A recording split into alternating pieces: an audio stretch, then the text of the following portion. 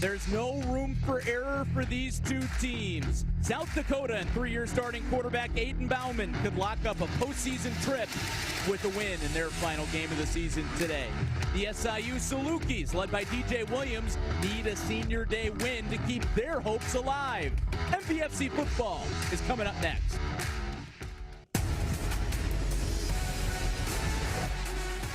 The winds of November have arrived in Southern Illinois. You learn a lot about what teams are made of this time of year. And the FCS Playoff Committee is about to learn a little bit more about two teams on the bubble as Southern Illinois hosts South Dakota. Welcome inside Saluki Stadium, everybody. I'm Larry Larson with Pat Poore. And Coach, you've coached in these games. How do you keep your emotions in check? Well, you want all the recognition and the flowers for your players, but you go back to your process and your system and your routine, and that's really what it's all about, especially not just because it's the next game, but because it is a big game. Digging into the MVFC standings, both these teams probably need 8 wins to get in, especially if you're SIU, considering that one of your 6 wins right now is a Division II win. USD likely last 4 in, SIU first 4 out, as we're looking at it right now. Our Impact Players today brought to you by SIU College of Agricultural, Life, and Physical Sciences. For South Dakota, it's LJ Phillips, their centerpiece in the run game. Tremendous back in a league full of tremendous backs. Has it all: speed, power, vision, ball security, and from jump has plugged into their system in a big-time way. His stats are off the charts. The Salukis' leading rusher is their quarterback, DJ Williams. Yeah, another guy in a quarterback-filled league has had the cape on. Running, throwing, he's done it all.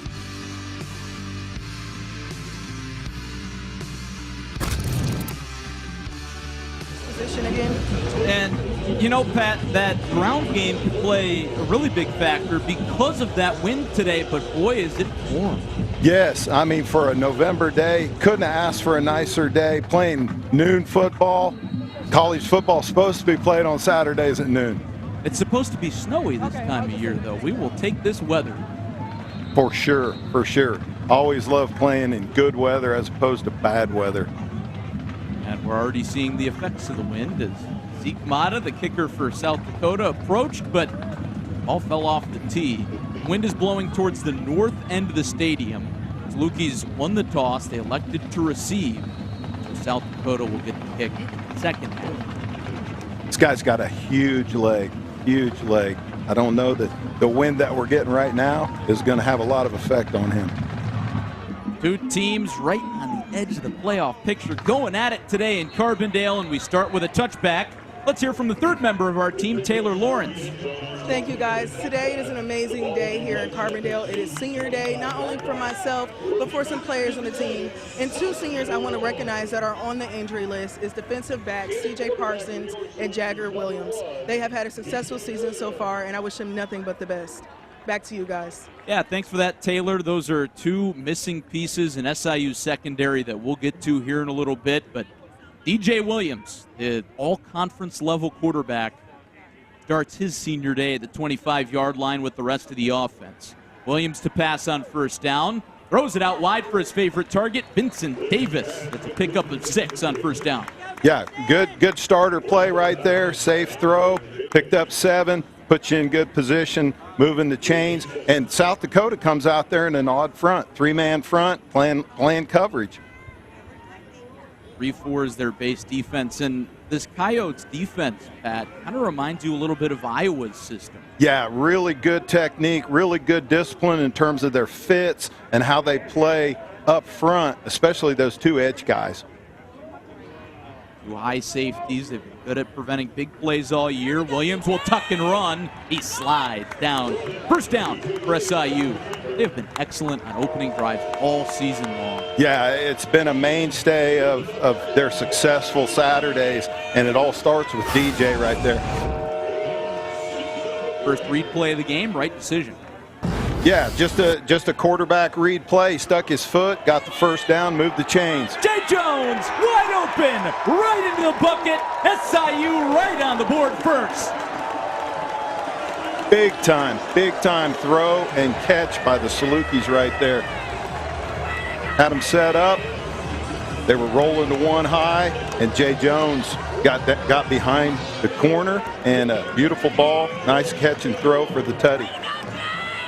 Jones' 5th touchdown catch of his 6th season in Carbondale. What a senior season he has had.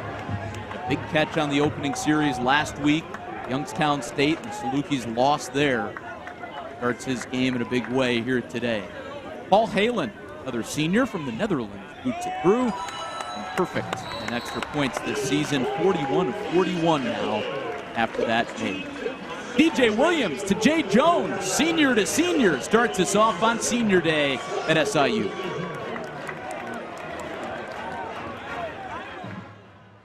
Only 3 plays on the opening series. DJ Williams to Jay Jones for a long touchdown pitch and catch. Look at this dime. Yeah, just a straight go route by Jay Jones, and it was protected well. And like I said, caught him rolling cover 1 to the middle of the field, and just a great starter play. Paul Halen chips it kind of short, and it's reeled in by Tennell Bryant, junior from Cincinnati. Stays on his feet, bouncing off tacklers, going down the sideline before he's dragged down by Halen. What a start for USD's special teams unit that's been big all year. Yeah, and great execution by the Yotes there on the kickoff return. It's almost like Southern Illinois was expecting to just chip that and get a fair catch, ball at the 25 or the 30, and he brought it out, and right there, missed tackle, second missed tackle, caught a little spurt, and really flips the field position-wise, which is huge for this Coyote offense. So Aiden Bauman, 3rd-year starting quarterback, as his first drive start in SIU territory. Bauman, this could be his final game for the Coyotes. He doesn't want that to be the case, and his teammates don't want it to be the case.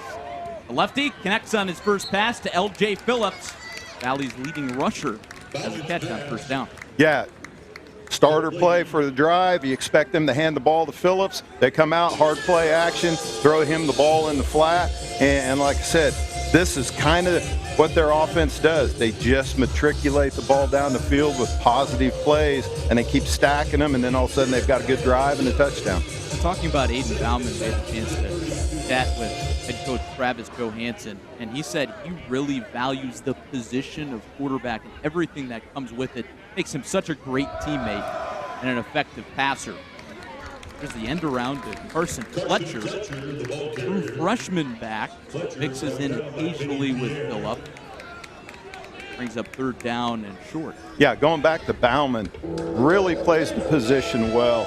You can see as far as the motions, the shifts, the trades with the tight ends, then the protections, and then actually even getting them in the best play versus defensive looks. Does a great job at that.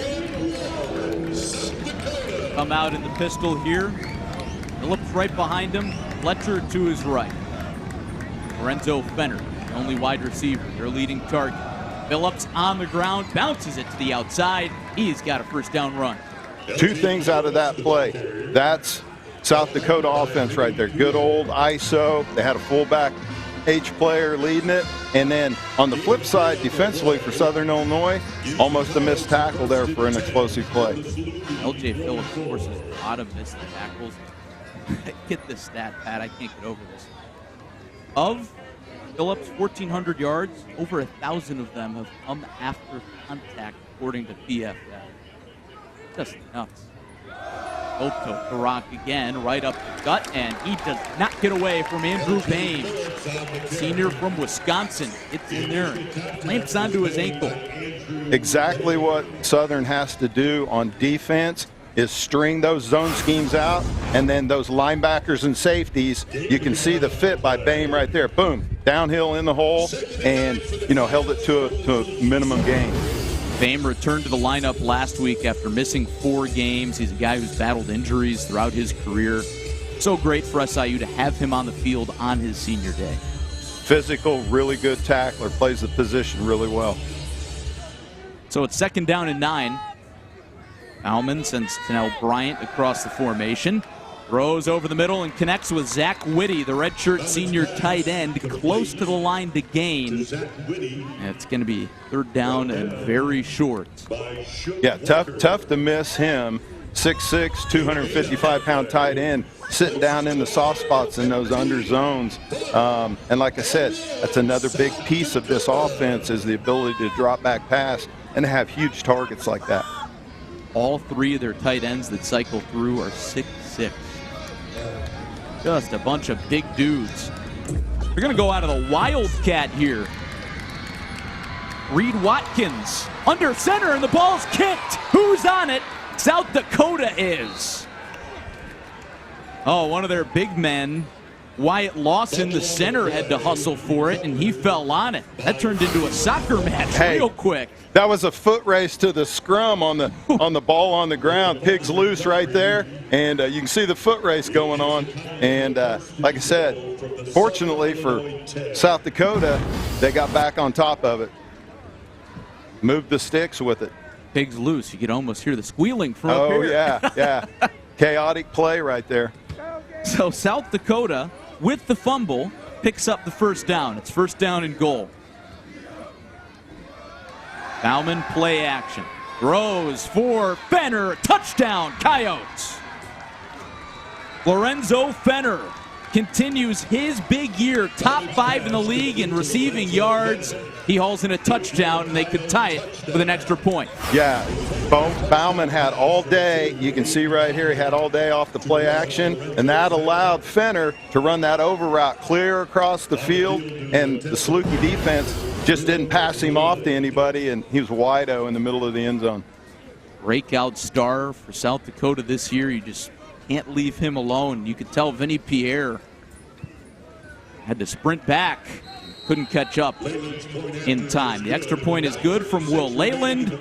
And just like that, we're tied at 7. We'll step aside. What a start for both offenses.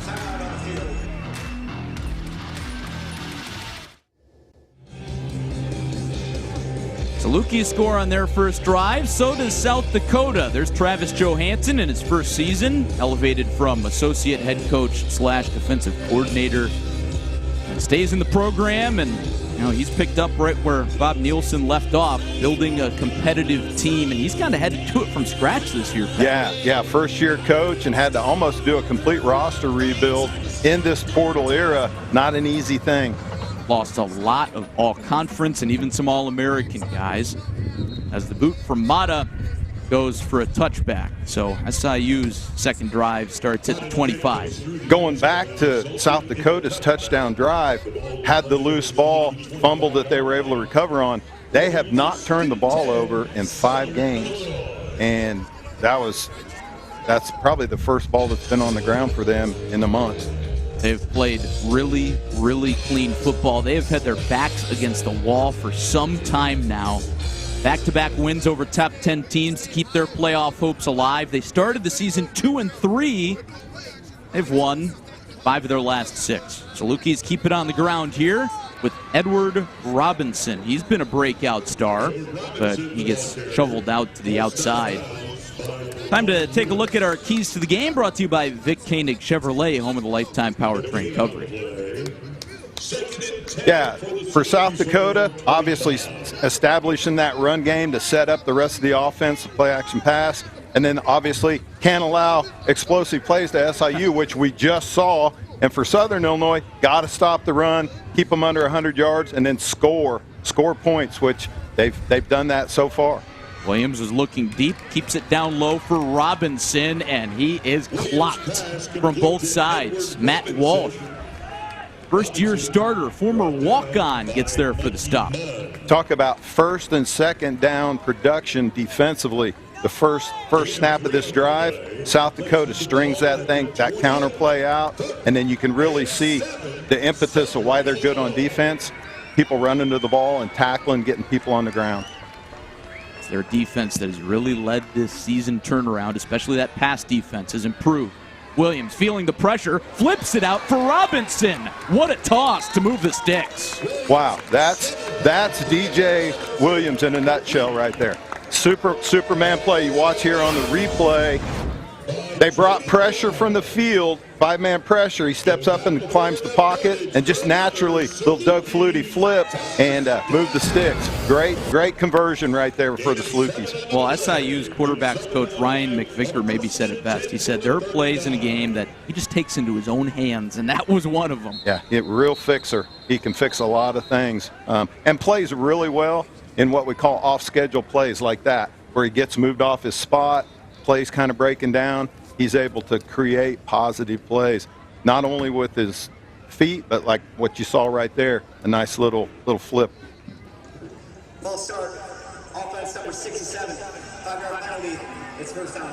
Lane Howley, the left tackle, flinched a little bit. This is a Saluki's offensive line that's been a little banged up. Aiden Logan, the starting left guard, not able to go today, so Jacob Katauskis starting for him. Cam Dye, the right tackle, was questionable, but he's given it a go. Yeah, if you're the Salukis, you hope that's not a drive killer type penalty. Anytime you have dead ball fouls, they're usually not good. There's Chandler Chapman, the JUCO transfer, keeping the legs churning. Aiden Quinn gets in there to push him forward. The productive gain on first down. Initial contact, Katie Hartman.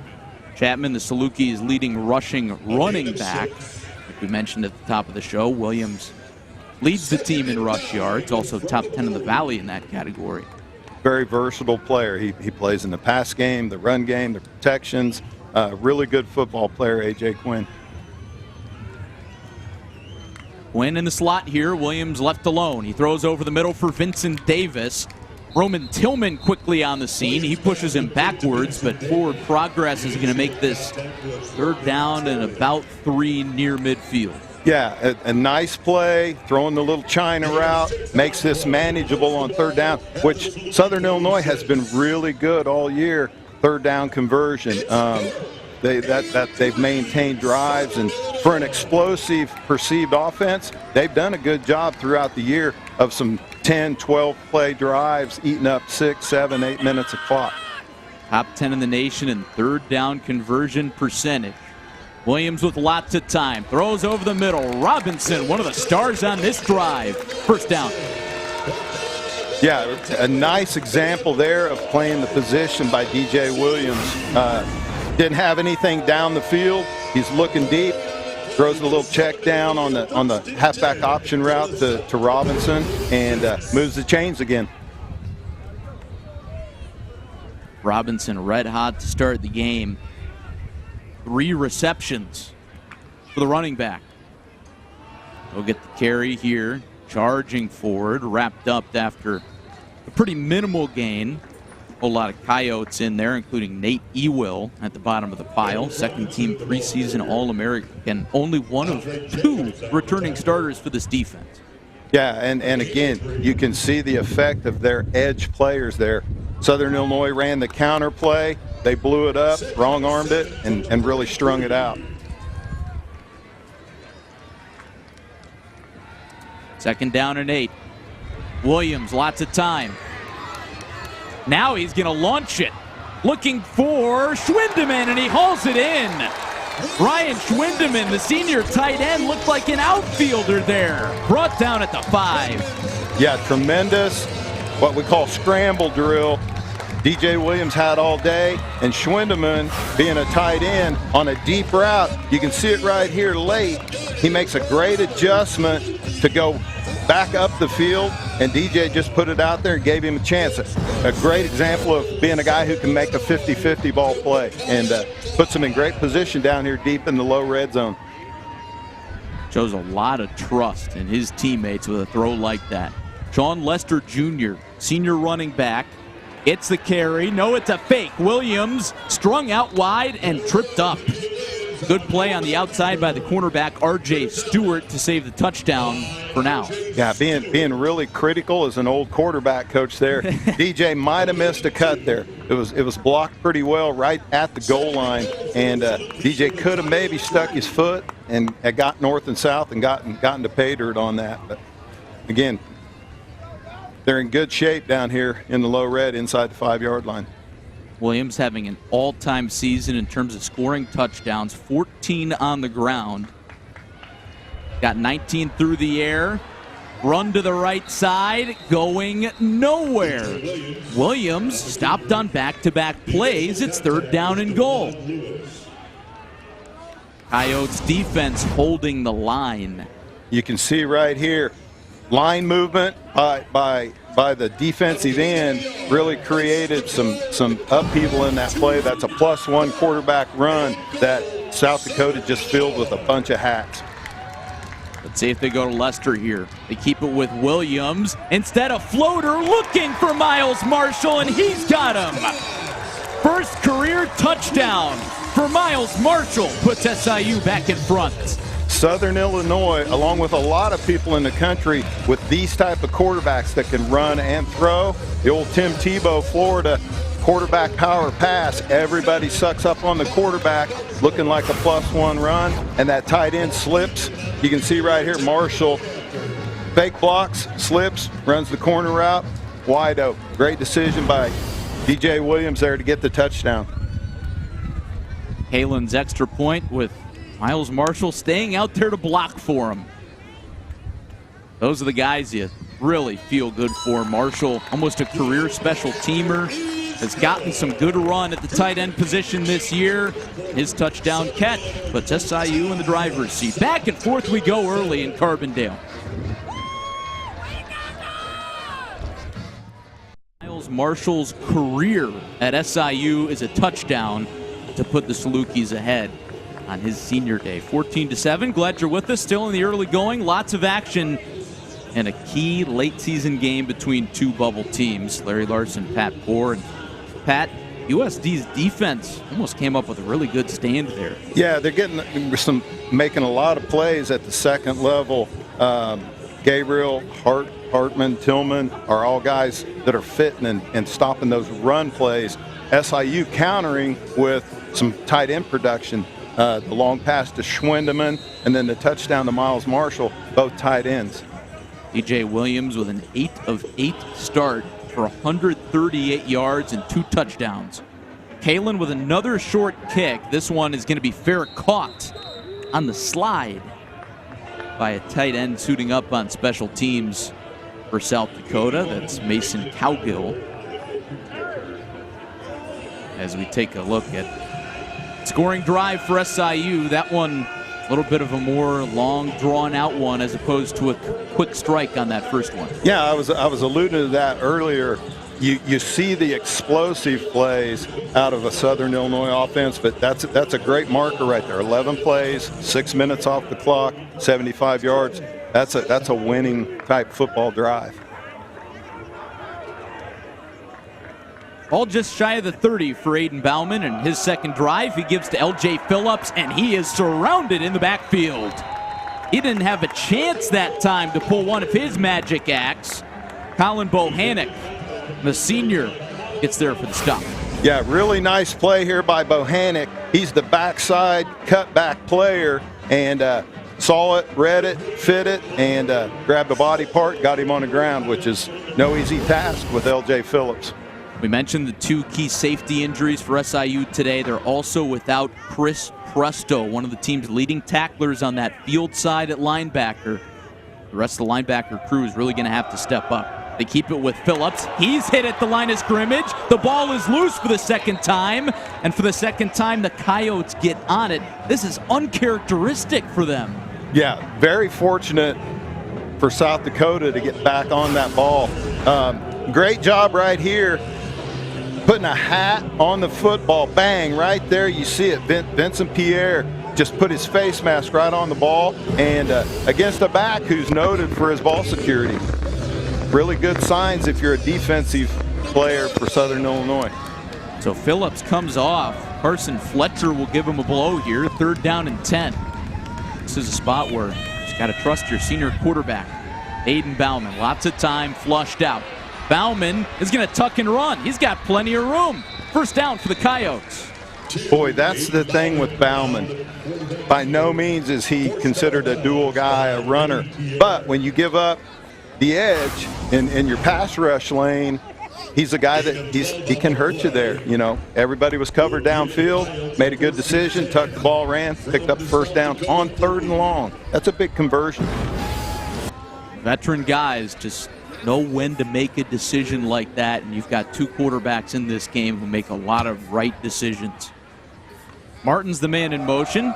Pitch out wide. It's Watkins who somersaults, brought down near the 50. And it looks like it's going to be close to the line to gain.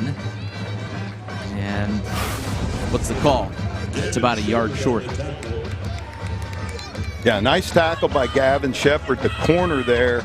He was on a little crack replace, and wish he could have got a little bit more of body to not let that forward progress get it to second short here. Watkins again out there in the pistol. He'll carry the rock again, bounces it to the outside, and he's brought down by Jeremiah McClendon, but not before he gets the line to gain.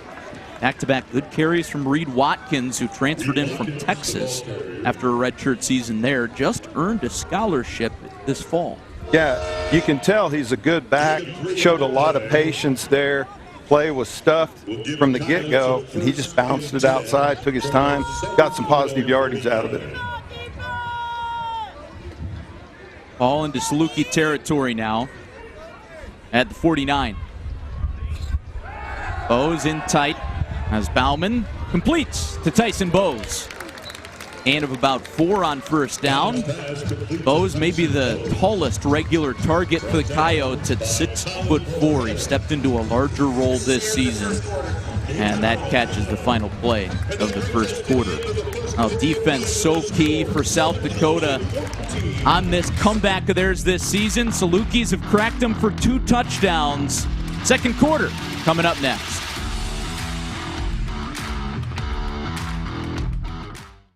Prowl into Saluki territory.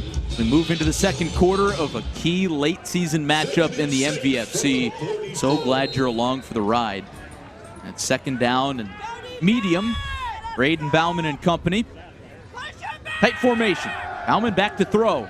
And he's going to loft it long, looking for Fenner. He's got it on the 50-50 ball. He's had so many catches like that this season.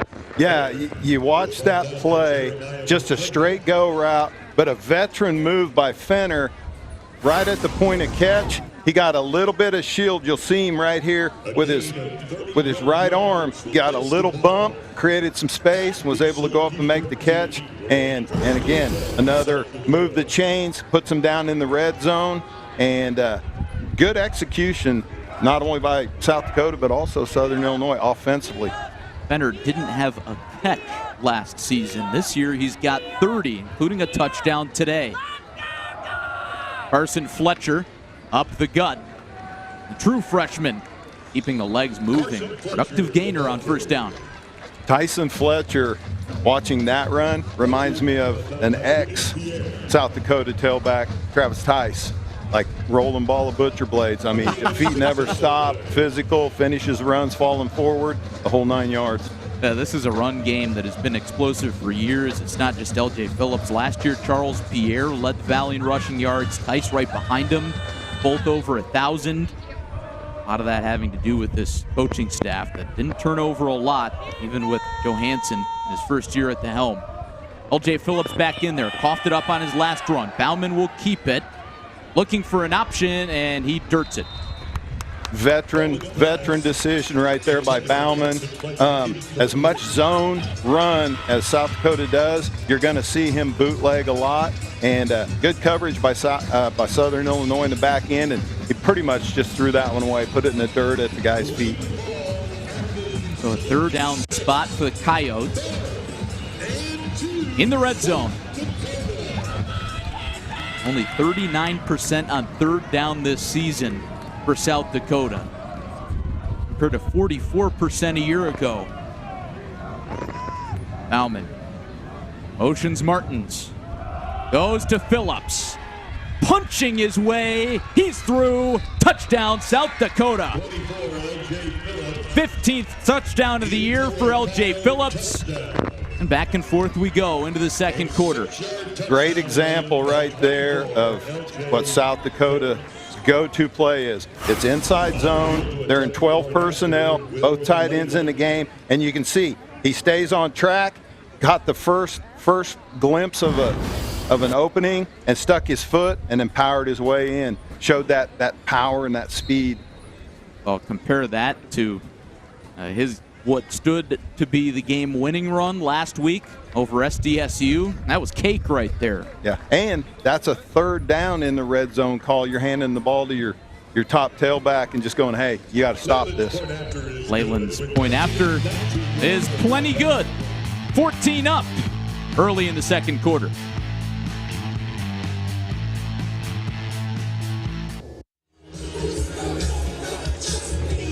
LJ Phillips with a touchdown run. South Dakota fans have heard that a lot this year. LJ Phillips touchdown run.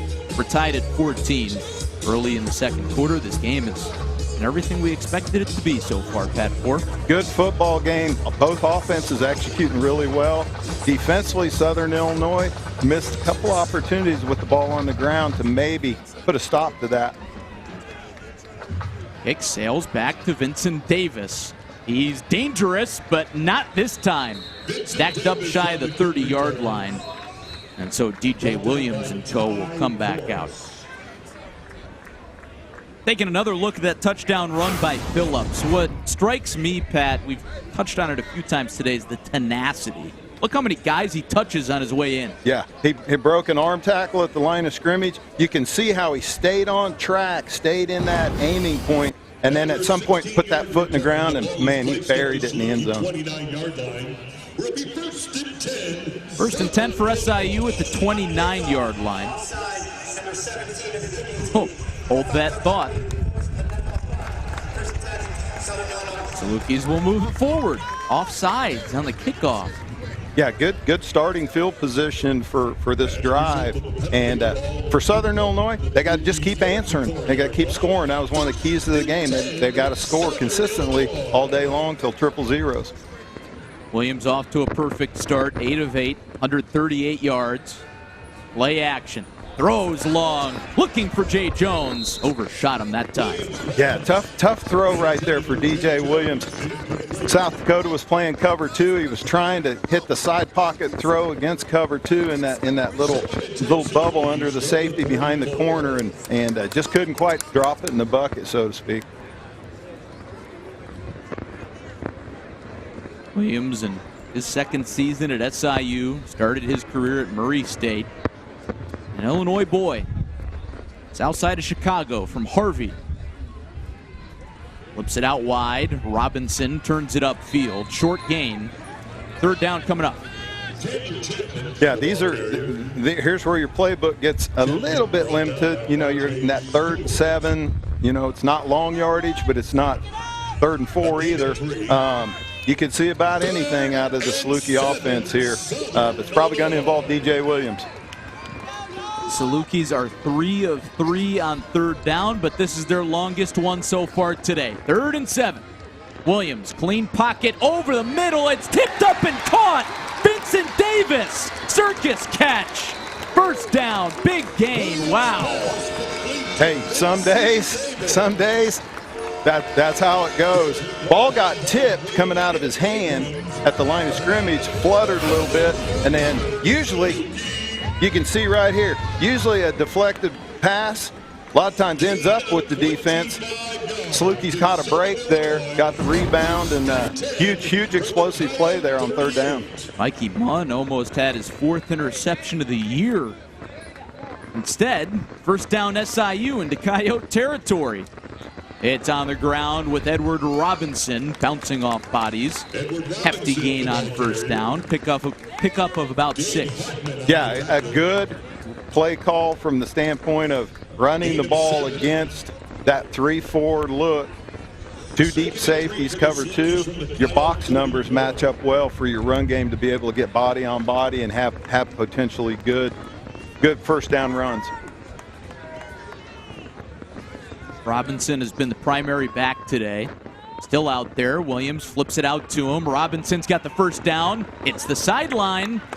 He just keeps on churning those legs. Yeah, good example right there of perimeter blocking. had Schwindeman, the tight end, out on the edge. Just a little speed option play to get the ball on the edge and take advantage of good blocking. Moves the sticks again. Robinson was ineligible last year for SIU. He's climbed the depth chart from number 3 to arguably number 1 this season. Coaching staff really proud of his development. Williams zips it near sideline. Whoa! Jones with the one-handed grab. He got mossed. That was an OJB right there. One hand. Great job. Ball in a perfect spot by DJ. Put it on his back shoulder. And another huge explosive play by Southern Illinois right there. Holy mackerel. Not a catch you see every day. That's a, what do you call them, ESPN top 10 or maybe? Maybe. We got to get Bristol on the line here.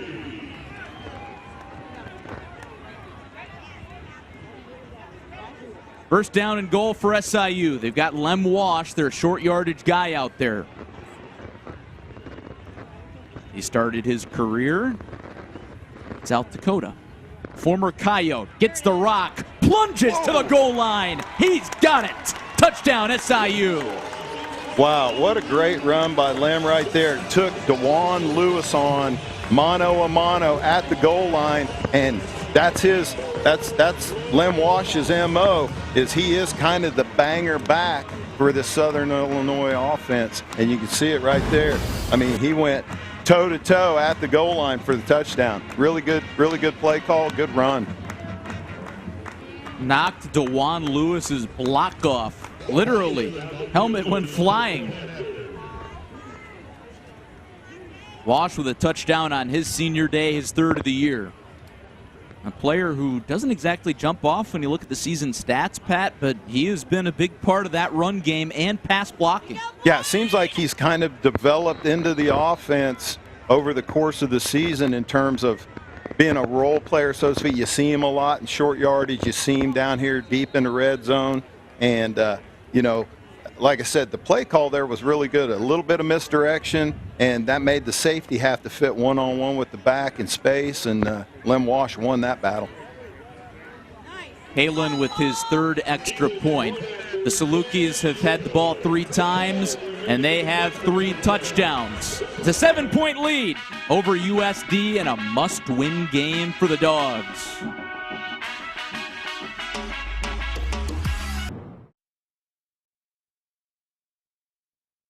Williams, Nick Hill has that machine going. And taking a look at the stats for these two teams, Pat, if this game is going to be a shootout, that favors SIU. They've scored 25 plus in 7 of their 10 games, while South Dakota has only allowed more than 25 twice. Yeah, South Dakota's prowess has been to defend the rush, and obviously Southern Illinois' strength has been to throw the ball and score points. They've had some good rush games, but by and large, the perception of Southern Illinois' offense is explosive. You better shut down DJ Williams throwing the ball first. But tell you what, even though Coyotes haven't been in many shootouts this season, they've got playmakers and veterans who are capable of winning a game like that, even though they haven't really had to do it yet. Yeah, oddly, this game isn't getting played the way you kind of thought it was going to be played. South Dakota very much a time of possession team. Bauman play action. Rolls, throws, completes to Jack Martins. Shuffles the feet, and Johnny Schmidt wraps him up and pokes him out of bounds. Started that drive out again with the naked bootleg off of the outside zone play, and you could tell there Bauman had all kinds of time for Martins to come across the field and be wide open out there with a lot of grass. Good tackle by Southern Illinois in space right there. Johnny Schmidt starting at strong safety for C.J. Parson, who's down. Parson, one of the best players in SIU's secondary. Schmidt has not taken a ton of snaps this year. Big game for him. Bauman gives off to Carson Fletcher, and the freshman picks up 5, maybe a little bit more, trying to keep the pile moving. And the officials say, that's enough. That's kind of the rhythm that we expected to see South Dakota play this game. Inside zone, run, physical, manageable third downs, an occasional naked bootleg down the field throw by Bauman, and it seems like they're trying to get in that rhythm right now. We've got Watkins out there at back, second down and manageable here. Bauman will throw over the middle, looking for Martins, and he slipped into that deep safety spot. Sliding catch for a big gain. Yeah, Martins is that guy for South Dakota. Does a lot of the dirty work, runs a lot of the underneath routes, and you can see it here on the replay. Not a lot of pressure on Bauman. He was able to set his feet and catch him in the seam. Nice delivery. Another explosive pass play by South Dakota. Martins, the most experienced wide receiver, out there with Bauman. Man in motion. It's a give off to Tennell Bryant, and he is wrestled down. Colin Bohannick says, "You shall not pass." Yeah, really well defended play there by Southern Illinois' defense. Block destruction out here on the perimeter. Made that thing keep going east and west. And then, like I said, great job grabbing the body part, getting him on the ground, and creating a minus play, which South Dakota doesn't have a lot of negative plays. No. Second down and 12. Colin Bohannick, there's a guy who you know is going to play with a lot of juice on his senior day. He wants his career to keep on going into the postseason. SIU probably needs to win its last 2 games to get that done. Fletcher spins by Andrew Boehm, gets a short gain. That was a nice spin move to prevent another negative play. Yeah, a nice job of making the first one miss by the tailback. Southern Illinois brought Boehm on a Mike linebacker blitz and had him dead to rights, and like I said, great job of making the first one miss and at least getting a little bit of positive yardage out of it. But Southern Illinois got him in a good position here. Third and long again. Gain of 1, 3rd and 11. Big third down here. Saluki's defense trying to disrupt the back and forth rhythm of this game. Ball at the 31. Bauman gives to Watkins, running left, going nowhere. Gain of about 2, that's not going to get it done. And will they set up for the field goal here? They've got 2 guys with big legs. Yeah. And no, hold on. They're going to keep the offense on. Montrell Chazet stacked up that tackle there. So 4th down and about 9. Are you surprised here, Pat? Yeah, a little bit. The conservative run call, I figured they were going to bring the big-legged kicker out, maybe try and hit one into the wind, but they're playing to win here today. First 4th down for either team in this game. Bauman throws, completes, and he's short. Jeremiah McClendon pushed him out of bounds. Where's the spot? That's going to be the key piece right there, Larry, is they stood him up, and then at what point are they going to say forward progress, which it looks like right now he was short. Oh, that is so close. And you see Travis Johansson, he might be the closest one to that play. Yeah, you watch the end of this play. Great second effort. He's fighting, he's fighting, he's fighting. You just don't know if that foot maybe hit the sideline. Saluki's offense back when we come back.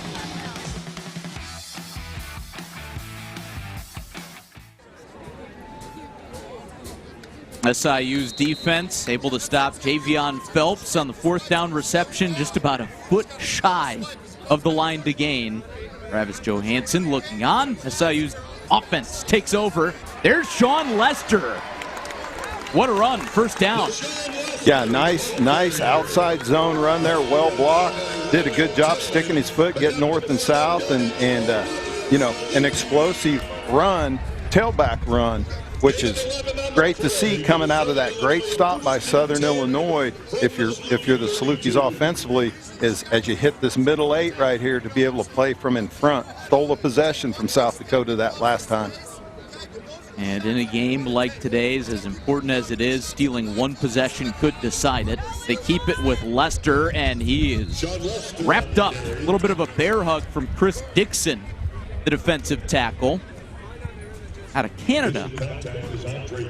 Yeah, Short gain. Southern Illinois to this point has done a pretty good job of neutralizing Crawford, number 10, the defensive end. He's a game wrecker, and I don't know that necessarily they're running away from him, but they've been able to keep him from hearing his name a bunch. That front seven, pretty experienced. It's in the secondary that's a little inexperienced, but has gotten a lot better as this season has continued to go. Williams keeping the play alive. He throws for Jones, just short of him. Brings up third down. Boy, tough play.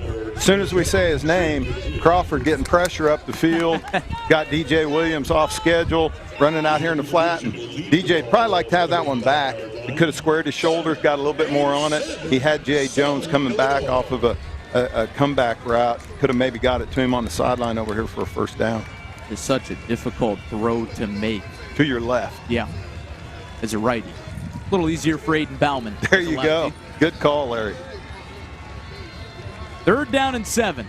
USD's defense trying to come up with a big response. Williams feeling the pressure again. Zigzagging by Crawford. Keeps the play alive. Floats it out, and it's intercepted. Intercepted at the 45 by R.J. Stewart. His second interception, and that's a huge one for the Coyotes. You can see right here, Crawford, all kinds of pressure on DJ Williams.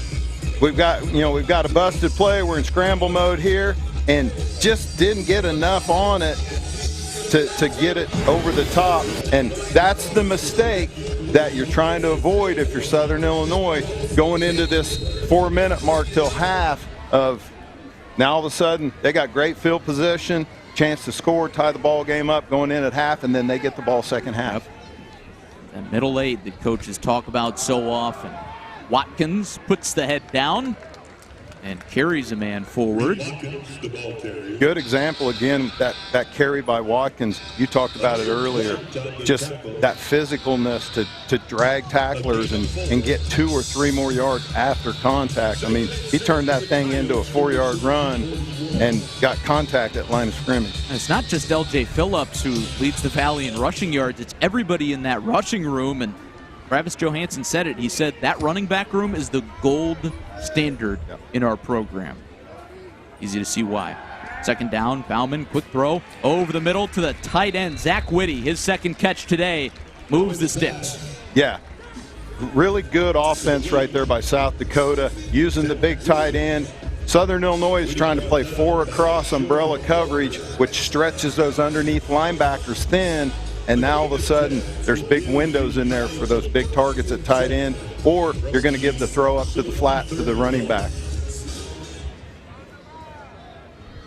Single back set with Fletcher out there. Lorenzo Fenner at the top of the formation. Never mind that. In motion. There it is, a give to Fletcher. Gets through the line of scrimmage, weaving his way down past the 20. First down Coyotes, and now they've got that run game humming.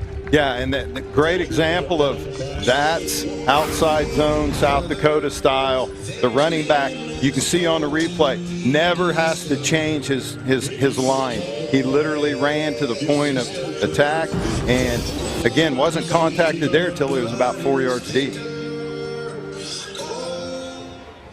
A lot of 12 personnel. 2 tight ends have been here in a bunch for South Dakota. 3 receivers set this time. Fenner motions into the slot. Bauman steps up and he's snowed under. The Dogs get home. Amir Dwight was the first man there. Yeah, nice edge pressure up over the top. Made him get in.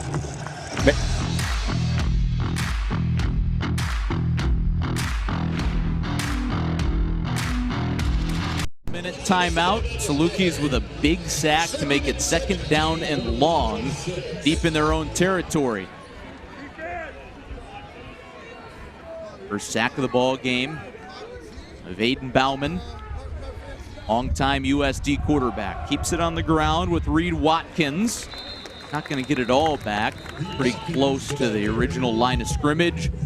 Third down and long, and this is a very similar spot to where USD's last drive ended, and the Salukis are going to take a timeout. Yeah, great chance here for Southern Illinois defensively to play complementary football in this first part of the middle eight by, if they can steal a possession here or even just give up a field goal to counter that turnover, that interception. That's kind of a big piece of these, how you finish halves, is to be able to respond to the turnover with a stop here. You know, for them, obviously, they'd love to get a true stop, but even possibility of giving up a field goal off of that, you're still playing from in front, you know, with a couple minutes left in the first half.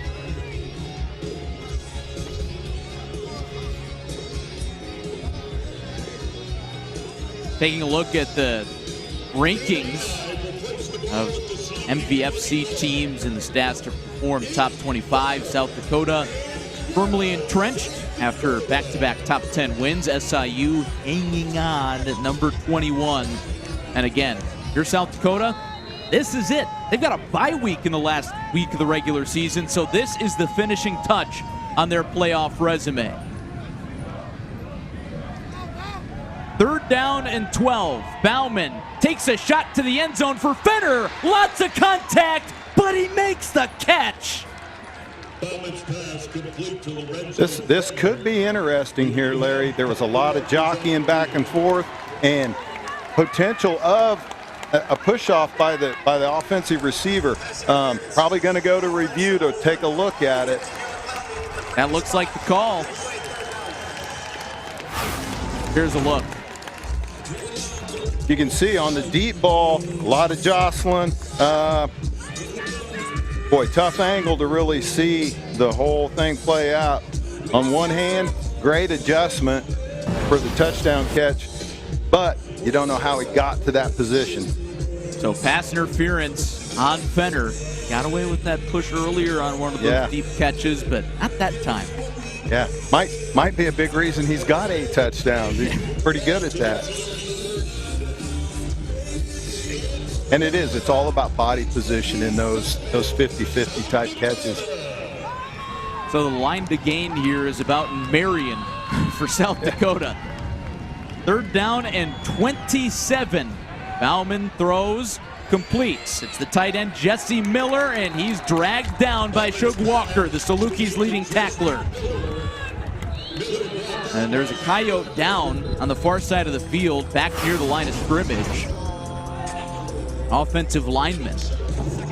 Good pressure right there by Southern Illinois. They brought a linebacker blitz, hurried to throw a little bit, and basically gave up the short throw with the down and distance situation. Good defensive call and effort right there by the defense. Wyatt Lawson, center, is down. Transferred in from Florida International to rebuild an offensive line for the Coyotes that lost 3 of its best players, their starters, in the spring. Not in the winter portal, but in the spring portal. Guys they thought were going to have back, and Lawson has done such a good job for South Dakota. And people don't realize that position, center, is so vital and such a much harder position to play because you're doing a lot of things that don't get seen. You're setting protections, you're setting blocking schemes, you're calling out fronts and IDing defenses. To put a new guy in there takes a little bit of time to get adjusted. This is a 45-yard field goal. So the Coyotes are going to bring out their distance kicker, Zeke Mata. Big lefty, transferred in from LSU, knocked in a school record 58-yarder at UNI that ended up being the game winner a few weeks back. Little wind from the southwest across the back end of the stadium here.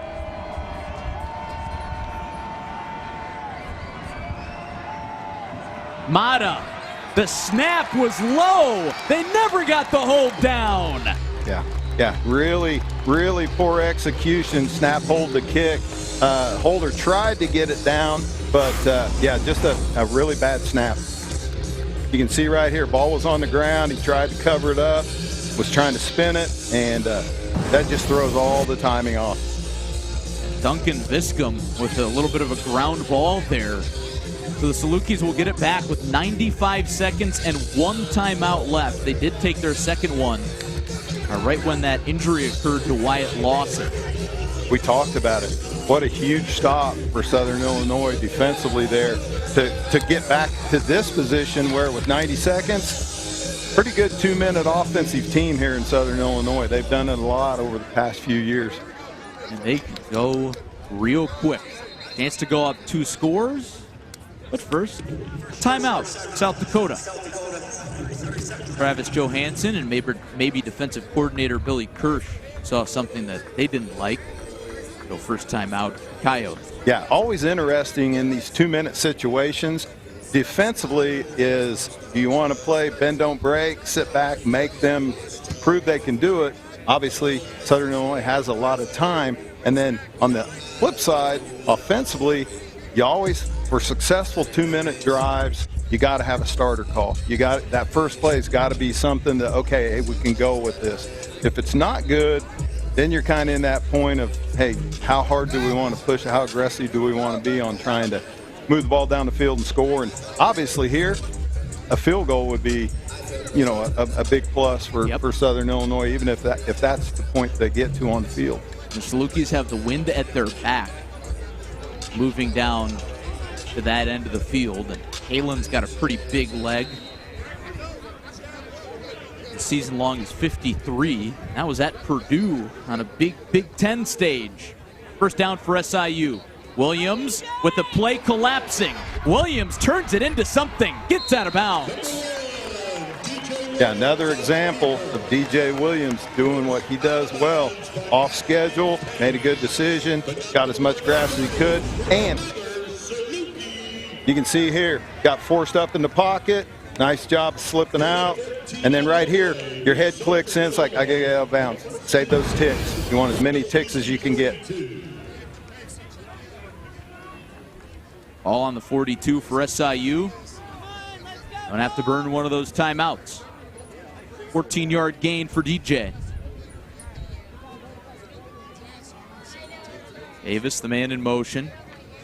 Want to talk about speed. Got to keep an eye on him. Williams climbing the pocket. Pulls the ripcord, but he can't get away that time. Brought down. Looks like he picked up maybe 1 or 2. Good tackle by Caden Crawford. Yeah, South Dakota, they played cover 2 into the boundary, took away his first look, and then had good enough pressure, they squeezed him in the pocket. Kicker's running. Williams with time. Williams dirts it. Third down coming up. Good decision by the Southern quarterback, DJ Williams there. Didn't have anything. You could see his feet hopping around, didn't have a throw. Put it in the dirt, go to the next play. Obviously, big third down here to see how this thing's going to play out offensively for Southern on this play call right here. To move the chains or punt it away. Salukis very much a big play team. Struck for a 63-yard touchdown throw and catch. Jay Jones on the first drive of the game. Since then, not a lot of big plays. Looking for one here. Williams, pressure coming, gets out of the pocket, makes the man miss. Williams gets the first down. Wow, I'm telling you, Larry, he made the first guy miss with a hospital move. I mean, dead-legged him and just broke his ankles off to get the sticks and keep going. You can see the move right here. Whoop! Didn't know we had Boomer in the booth. Williams throws to the sideline. Aiden Quinn immediately met. He dives out of bounds and stops the clock. Gain of 9 on first down. Good football being played right here by Southern Illinois offensively. Getting out of bounds, saving time, making a play properly to keep the chains moving and put yourself in a position to get points right before the half. Officially a gain of 8. And Quinn's first catch today. 5th-year senior broke his hand earlier in the season. Got screws put in. Only missed 1 practice. Tough kid. Forget about missing a game. Williams, quarterback draw, dragged down, but he moves the chains. Carter Hooper able to wrap that play up before it turned into a big gainer. Yeah, straight quarterback call, like the call there. South Dakota's playing a lot of coverage here, and easy quarterback draw call. Saluki's with an offensive lineman down. That's Derek Harden Jr., the right guard.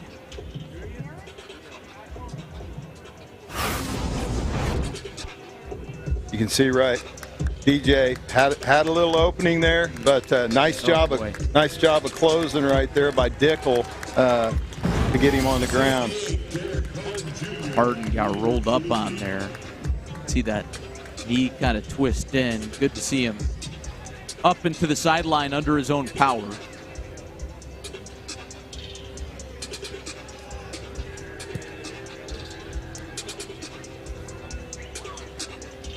Yeah, you're probably thinking field goal range here in that comfortably at 38 to 45 range with the wind, if Southern Illinois isn't able to advance this ball any further. Whistles and a timeout for South Dakota. Second one on this defensive series. Be interesting here if Coach Kirch, Coach Johansson, if they get aggressive here and bring some pressure to try and get DJ off rhythm or force him into a poor throw, or they truly just sit back, play coverage, try and cover everybody up and live with the results. Probably that's the gist of that timeout. It's like, hey, how are we going to play this thing right here? You know, looking at a first down call and 23 seconds to go. That's a lot of time still, as far as being able to get a touchdown. Obviously, at this point on the field, probably a given, field goal range. That's what DJ Williams makes you think about as a defensive coordinator or head coach. It's like, you bring the pressure. He's a guy that can make a huge play out of that if he just escapes the pocket. He's really good when he's off schedule.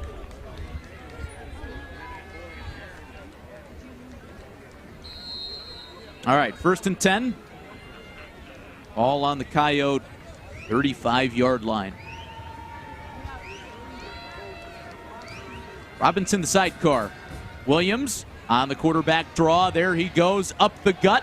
Fakes a slide, stays up, dives forward, first down. Boy, another really good play by DJ Williams there running the football. The Salukis are going to clock it. So 13 seconds left with the timeout. Got some room here. You're comfortably in field goal range now thanks to this. Yeah, DJ taking a 3-step drop, knew right away he was going to pull it down, take it off. And you can see the flexibility and the power in his feet to be able to change that body in the air directionally. That's the number one thing that coaches bring up, talking about opposing head coaches trying to defend Williams, is he's a big, confident runner. He throws, looking for Jones, out of bounds.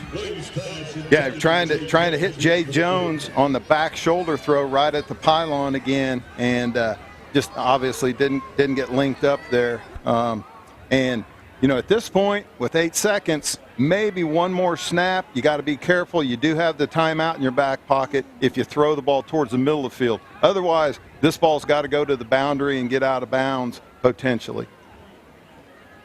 Coyotes are going to bring on a few more secondary guys. Even front here.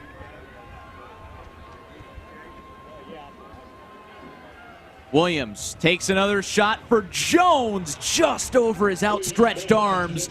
4 seconds left, and it's field goal time for SIU to try and go up 2 scores. Yeah, probably not a bad call there, trying to hit the go route over the top, throw it where it's our catch, no catch, so to speak. That ball literally wasn't going to get caught in bounds anyway. And knowing that then, hey, you got the field goal attempt here with 4 seconds to go. Good coverage there from R.J. Stewart, who had that interception earlier. The 39-yard field goal from Halen. Went 1 for 2 in the field goal department last week at Youngstown State on a windy day. Got the wind at his back, now swirling a little bit off to the right. Hold is good, and the kick is right down the middle. Paul Halen converts, and that's how the first half ends. SIU heads to the locker room leading by 10 in a game they've got to have for the playoff resume.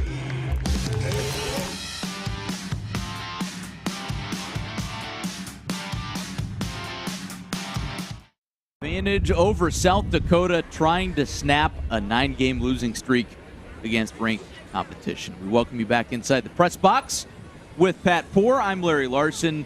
Thanks for coming along for the ride on your Saturday. And Pat, we were talking off the air. Salukis have played this game to their identity. South Dakota has not. Yeah, it kind of one of those games where what you expected hasn't actually happened. Phillips, 11 yards total in the first half.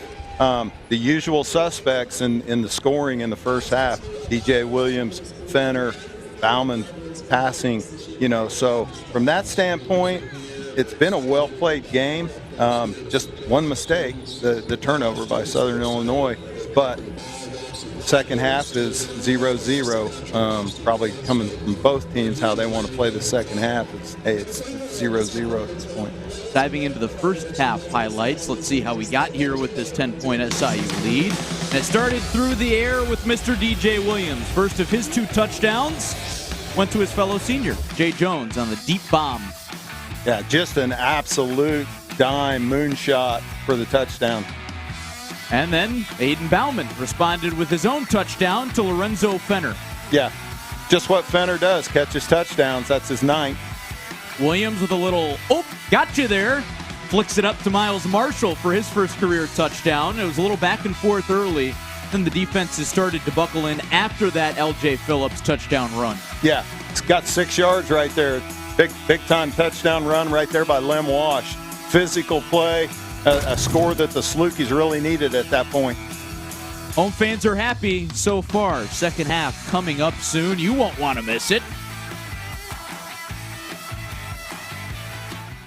Over the South Dakota Coyotes as we dive into the first half stats in this one. Pat, on your box score, I can see it right now. You've got a few numbers highlighted. Yeah, a couple things jump out. 191 yards passing by Southern Illinois.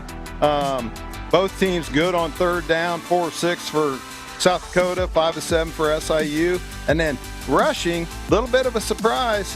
LJ Phillips with 11 total yards. DJ Williams doing his thing, 51 yards on the ground. Yep.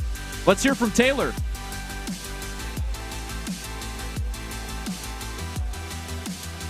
Thanks, guys. So the seniors so far for Southern Illinois have been making a really good play. And they only need 2 more wins for the rest of the season, including today. And they're looking to secure a spot in playoffs, which will be the 3rd time in the last 5 seasons. Back to you guys. Yeah, thank you, Taylor. A meaningful game for both these teams. And the second half starts with a touchback off the leg of Paul Halen. Salukis won the toss and elected to receive in the first half. So Aiden Bauman and company get their first crack at it in the second half. And right away, this is a very key possession.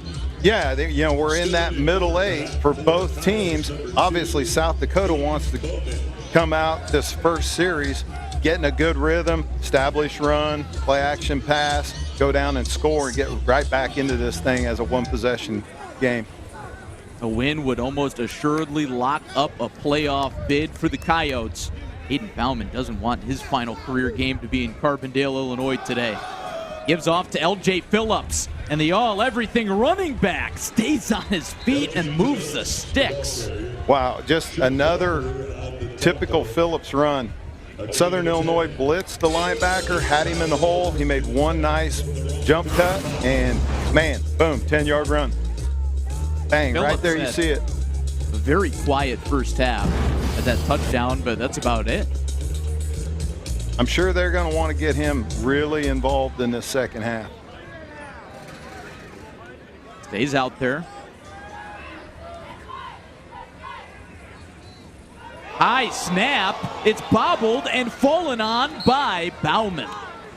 Oh, miscommunication as Carson Fletcher was coming in motion across the pack.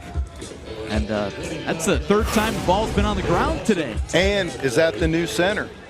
Because I'm telling you, negative plays to this South Dakota offense that puts them behind the chains really puts them in an uncomfortable spot. It is Brandon Smith, who's in the ball game for Wyatt Lawson, who had to be pretty much carried off the field late in the first half.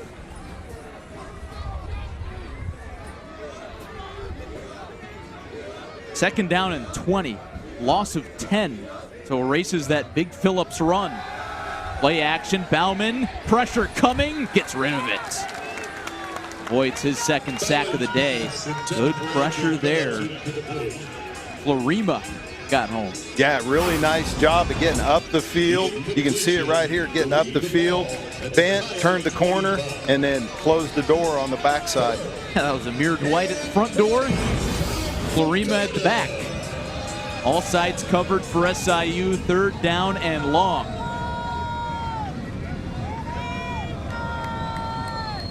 Bauman second in school history in passing yards, over 8,000. Needs a good chunk here. Pressure coming. Pass is tipped. Pass is picked. Jeremiah McClendon down the sideline. Bumped out of bounds inside the 5. Boy, there's the big turnover that if you're Southern Illinois, you're looking for to get you going and carry that momentum from the first half. Great field position set up down here in the low red. And again, you can see really good pressure by Southern Illinois to make Bauman throw that thing off balance. And nice job by Southern making the catch and good return. Andrew Boehm batted it. Pressure on the first level. Boehm with the deflection. McClendon with the pick. That's team defense. Salukis with an opportunity to go up 3 scores to open the second half. Williams looks, tucks, and he is halted. Almost stayed on his feet before he was tripped up, pushed backwards. Good job by Nate Ewell to get a piece of his ankle.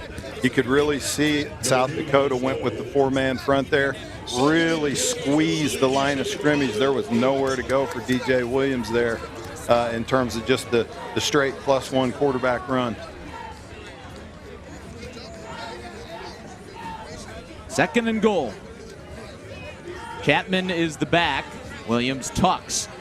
Goes the other way, and he is bullied down.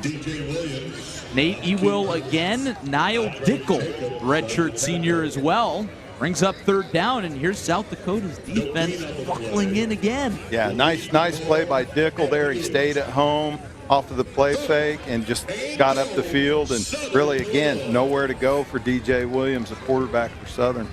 Dickel playing the same position that reigning MVFC Defensive Player of the Year Mikeese Grace played. He's now at Kentucky. Dickel has filled those shoes pretty darn well. Third down and goal from the 8. Williams with the ball in his hands, looking for Schwindeman. He's got him, but he is short. Ewell in coverage. He's been everywhere on this defensive series. And there's a flag down. Jones, receiver downfield, offsides number 53, 5-yard penalty, third down. Correction, the penalty is declined. It's on the play. Fourth down. So Noah Fensky was moving upfield, and South Dakota, of course, will decline it. And so will SIU go for it? Drum roll, please. They won't. No. The Southern Illinois was running an RPO there. It got strung out a little bit. DJ Williams hung onto the ball. Fensky got a little bit too far downfield and really didn't have much on that play from jump. They took away the number 1 look and going to have to settle for a field goal, which isn't exactly what you want, but you'll take the points if you're Southern Illinois. Paul Halen on for his second field goal attempt. Made one at the end of the half, and it's a fake! Direct snap! Schwindeman! Touchdown SIU! The Salukis caught him sleeping. South Dakota, just a random field goal chip shot and a really well executed play They ran a little power, flipped it. Here you see it on the replay. Schwindeman, who's a wing on this, comes back inside, had a little trap block there by Miles Marshall, the other tight end, and he walks the dog for the touchdown on that field goal fake. Halen will probably kick it for real this time, but you never know. Special teams unit has been tricky. That's a game-changing call right there by Nick Hill and the Saluki staff. SIU pulls a fast one after the interception by McClendon. Brian Schwindeman caravans into the end zone from 8 yards out on the field goal fake. Saluki's lead by 3 scores.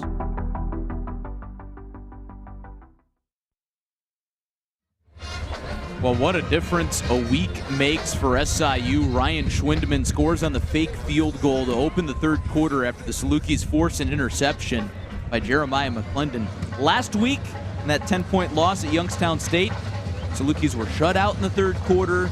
They led 24-7 in the second quarter, and they were outscored 34-14 in the second half, 21-0 in the third quarter. Pat, this one feels totally different. Yeah, and from a couple different angles, if you're South Dakota, you almost feel like you got to win holding it to a field goal after the turnover, but then all of a sudden you give up a score. And if you're Southern Illinois, you're getting impact from the third phase special teams and complementing the game as it's being played for both your offensive and defensive units.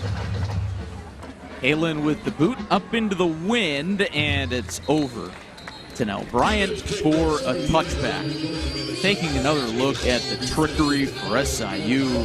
I mean, you know, Nick Hill loves to dial it up with this special teams unit.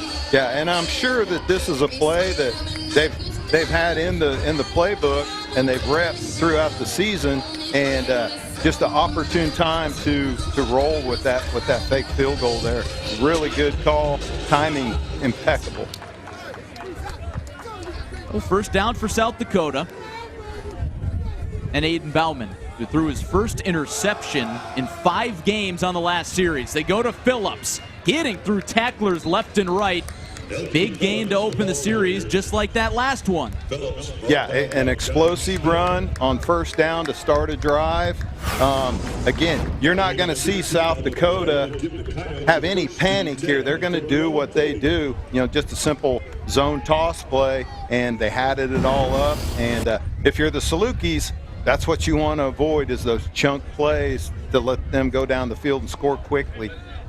15-yard gainer for L.J. Phillips.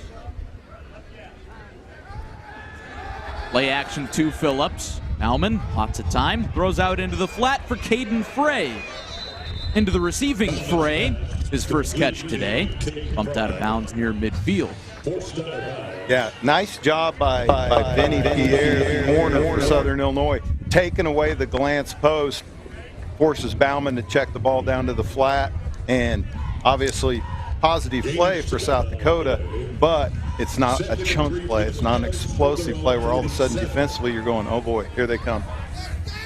Coyotes are probably going to need some of those explosive plays to now get back into this game. Down 3 scores. Bauman over the middle, incomplete. Flanks off the hands of Jesse Miller. Third down.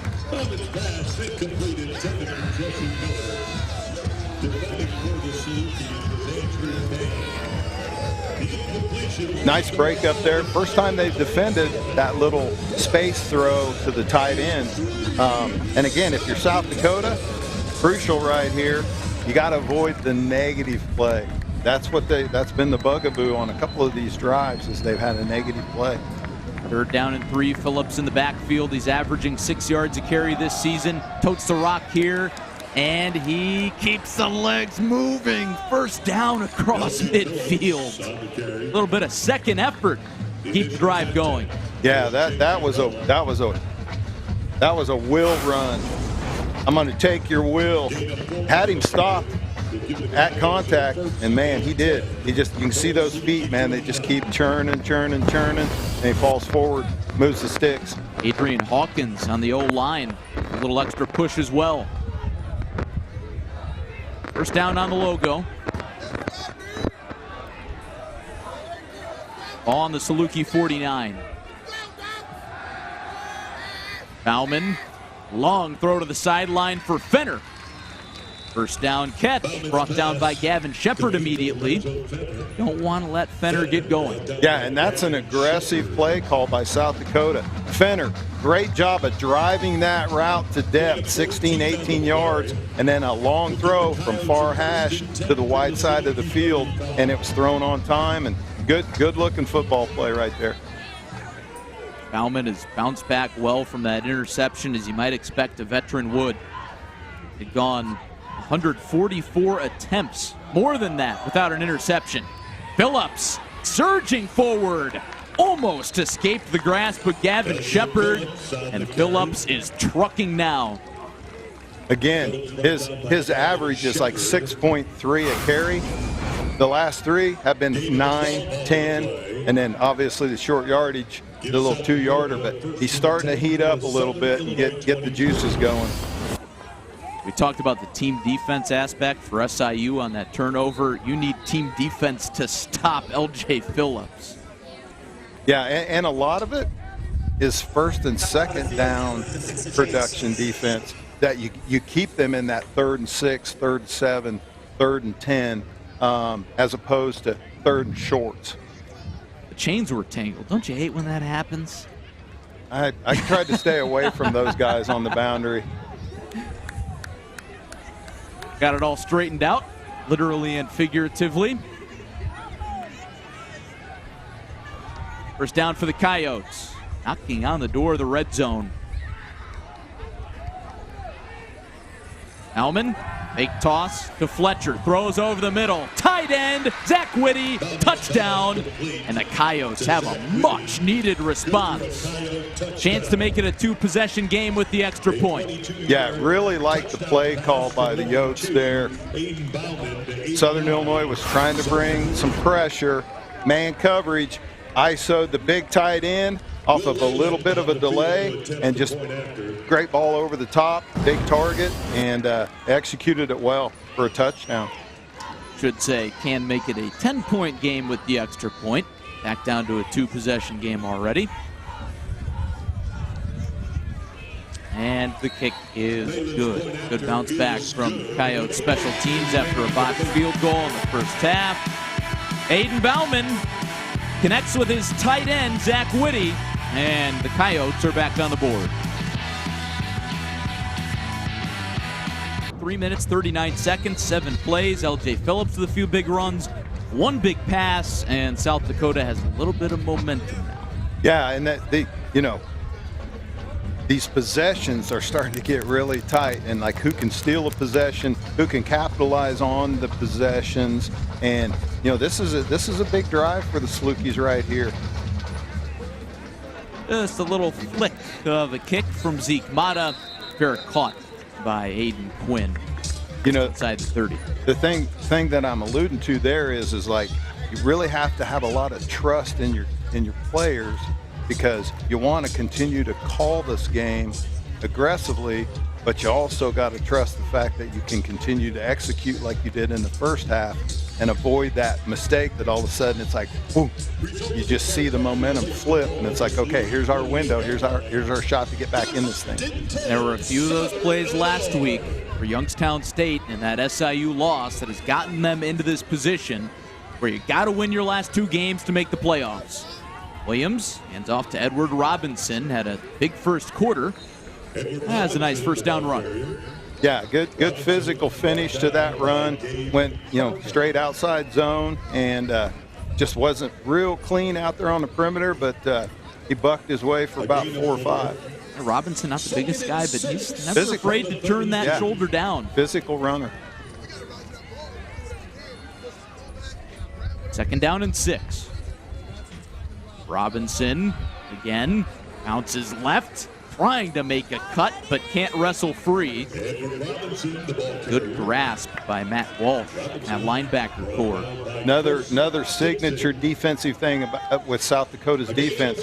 Southern Illinois ran the counter play with the guard and the tackle pulling, and the DN spilled the first puller to make that thing bounce and continue to go east and west, and then they got hats to it and minimal gain on the counter play right there. Puts him in third short. Brought it up. Those possessions. USD in for a 3 and out. Carry up the gut. It's got to be close, but the Saluki's got it. With Chandler Chapman, first down. Yeah, well blocked play. Just ran mid zone, and he was patient, tucked in there, point of attack, and was able to grind a little bit, and got enough to move the sticks. And the Salukis are not going to be in any rush. Not that you're in clock chewing mode yet, but you can afford to go a little more deliberately. Yeah, you want to be efficient with that. Play action. Williams floats it on the far side. Almost another one-handed catch. That time it's Fabian McCray, Williams' boyhood friend from back home. It was almost his first catch today. Yeah, a lot of contact there. Ball could have maybe been a little bit more over on his outside shoulder, but a ball that could have easily been caught. But like I said, there's a lot of jockeying going on there at the end. McCray, the seventh-year college player, usually one of Williams' favorite targets. Williams, quarterback draw. Plenty of green grass in front of him.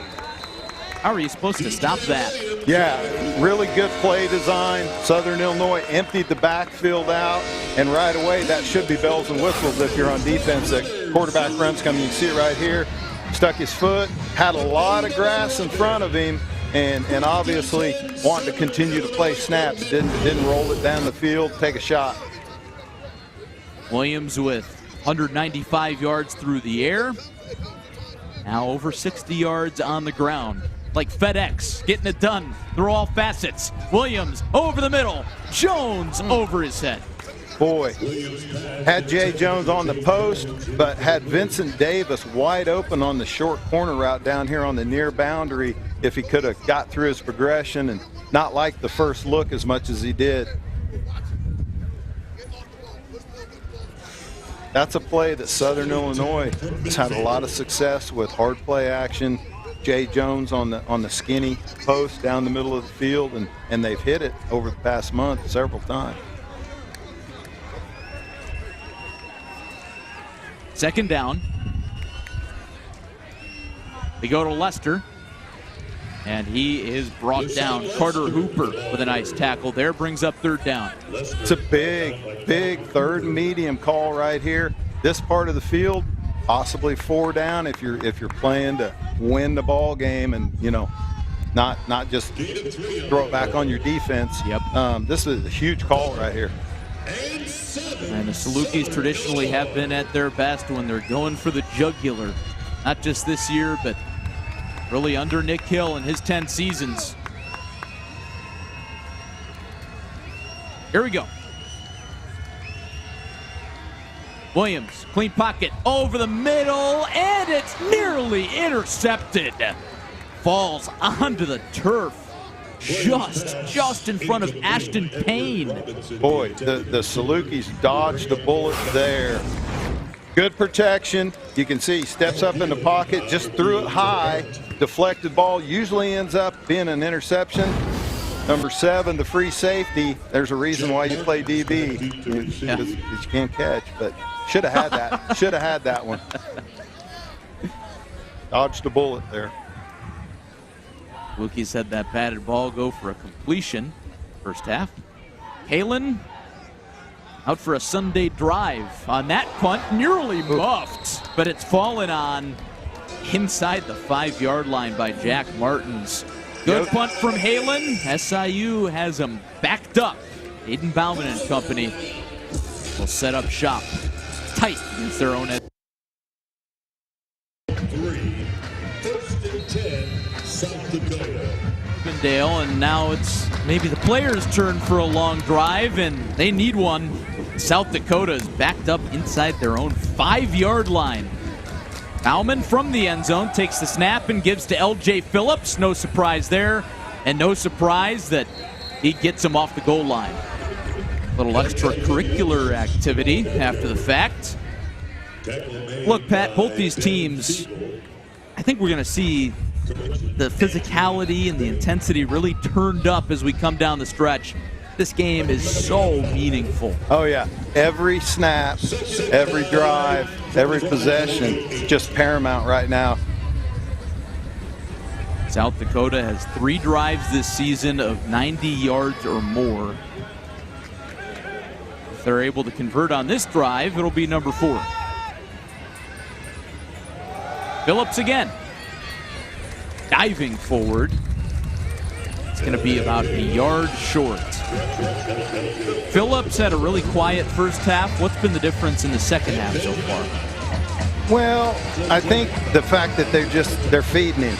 You know, I mean, he's just carrying the ball a lot more. Really nice job, Southern Illinois, Noah Freem, getting up the field, spiking that zone scheme to make that ball cut back and then get hats to it. And that's what their defense, Southern Illinois, has to do. They've got to spike. They got to spike, penetrate. 3rd down and 2. 2-back set. Back to Phillips. Got some blockers, and he got the first down.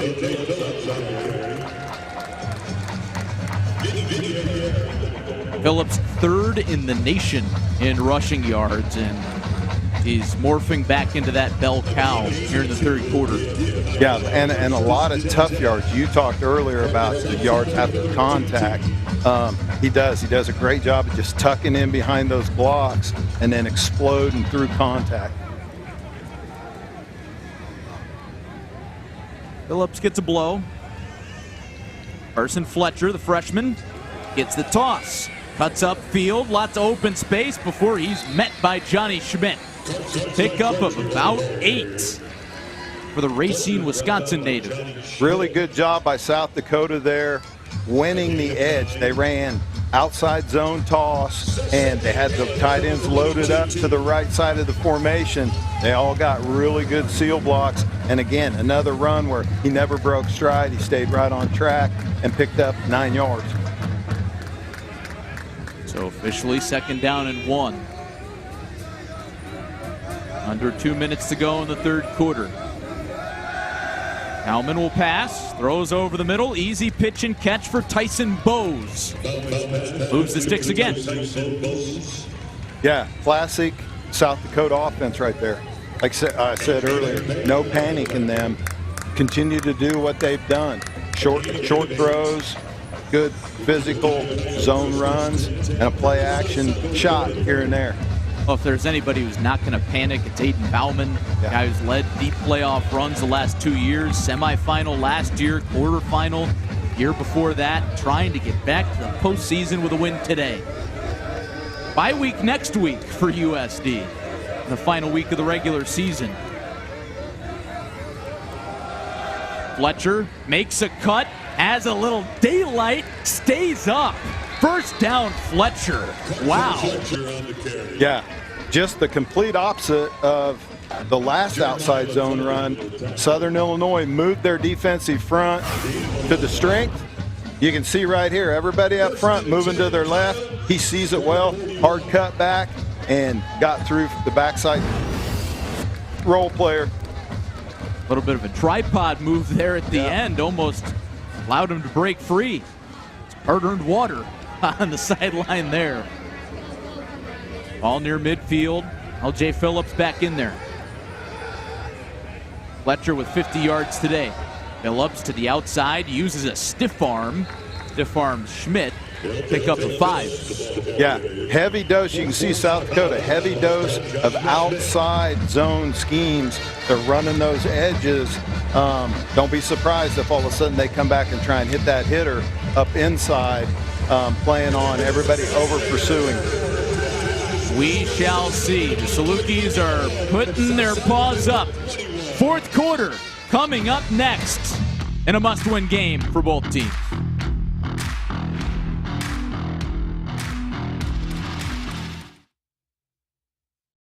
Inside their 5-yard line, now just shy of midfield, trailing SIU by 2 scores. Game where a win probably means the playoffs for the Coyotes. Senior day for SIU. Aiden Bauman, 3-year starter, Back to pass. Takes a shot on the first play of the quarter, looking for Fenner, and there's a flag down. Gavin Shepard is irate. He can't believe it, and now we wait for the call. There is a penalty marker on the field. What'd you see, Pat? Pass, holding, defense number 29, 10-yard penalty, automatic first out. Yeah, there was a lot of contact about halfway through this route, and then the end was actually not bad. The holding occurred mid-route. He kind of impeded him there.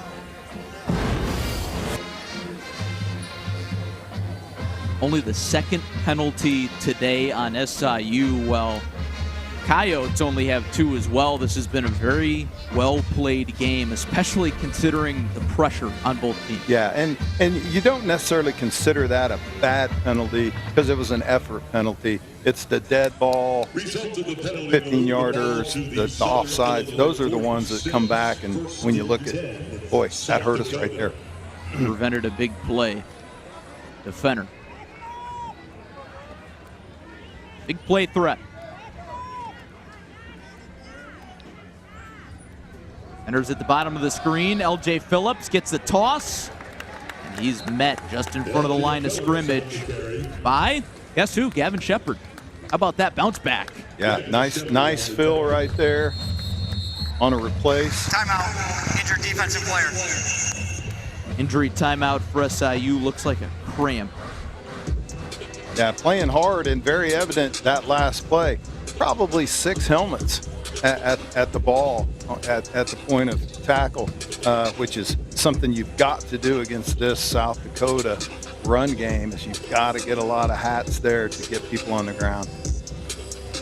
What do you say we dig in and take a look at our impact play, brought to you by SIU College of Agricultural, Life, and Physical Sciences.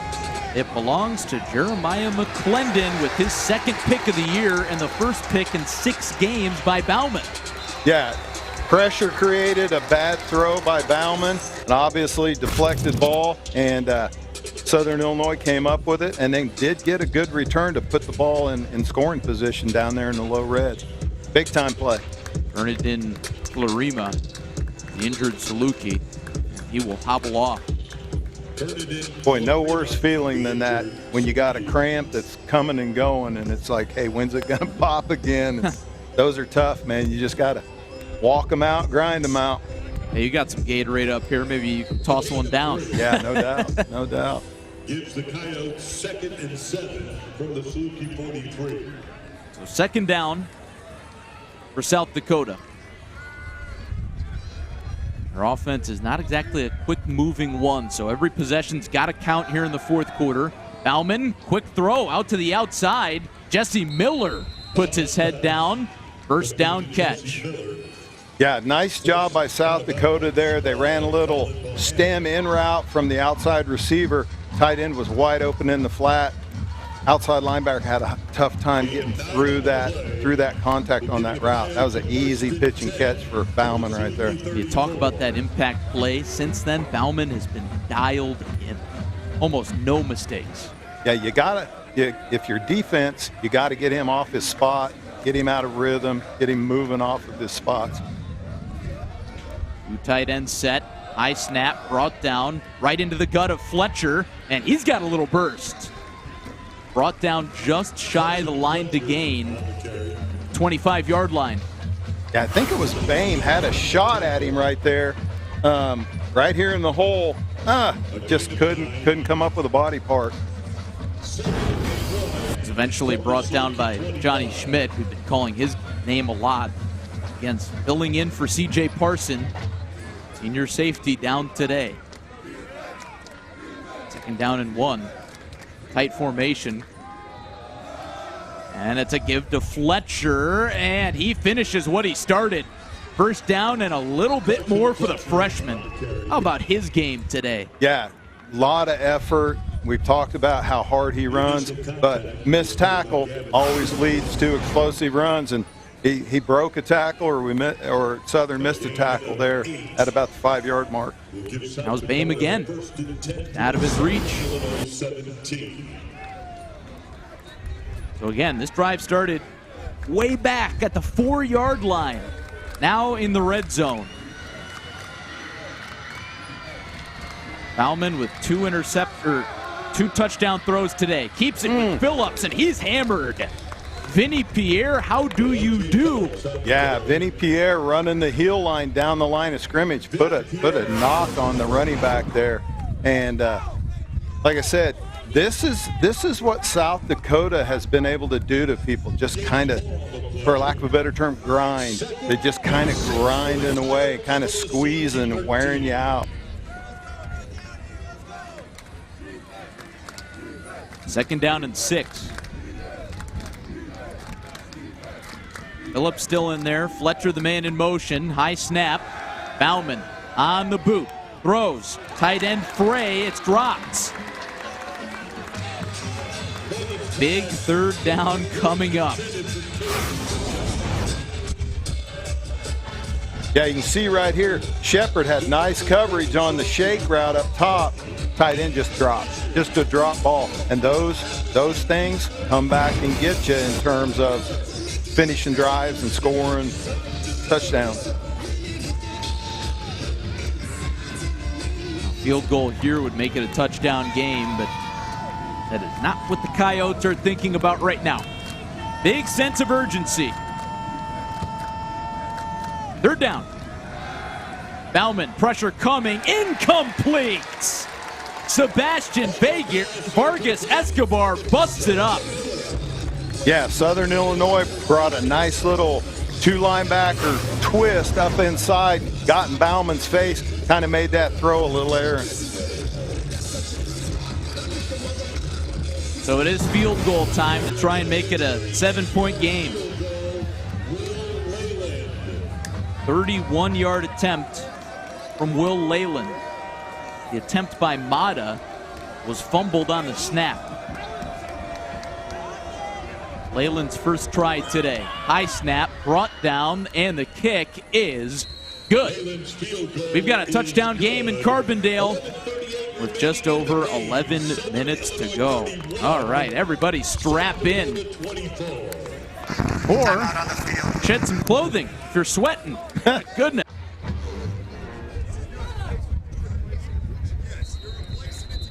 An absolutely methodical march by the Coyotes. 15 plays, 83 yards. It ends in a field goal. We've got a one-score game again in Carbondale, Illinois. Yeah, and these possessions now with 11 minutes to go start to get limited, and you have to respond to what's happened in the last two series. Both teams. What you're going to do offensively in response to that long drive, and defensively from South Dakota standpoint is, hey, can we do it again? Can we respond to us heating the clock up, marching the ball down the field, score a touchdown, tie this thing up? It's a big possession for both teams right here. Swing possession. Saluki's trying to break up a 9-game losing streak against ranked teams and get the big win that they need to get back into the playoff picture. Probably need to win today and next week at Illinois State. And this is it for USD. No game next week. Drive starts with a false start. Second one today. False start. Offense, number 76. 5-yard penalty. It's first down. That's Jimmy Lansing, who's rotated in there as SIU. Please reset the game clock to 11:38. Now down 3 starting linemen from their usual lineup. Yeah, pretty beat up front, Southern Illinois is. They've managed. Williams at 195 passing yards, 62 rushing yards. And there's another jump. Oh, man, back-to-back false starts for SIU. False start. Offense, number 69. 5-yard penalty. It's still first down. That's Aiden Durig.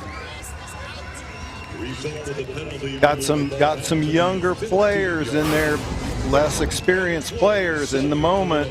Got to respond if you're Southern Illinois offensively. Much better. So first down and 20. Backed up to the 15-yard line. Williams with the draw. The hole closes. He stays on his feet. Slips through the line and gets a lot of that back. 8-yard pickup. Wow.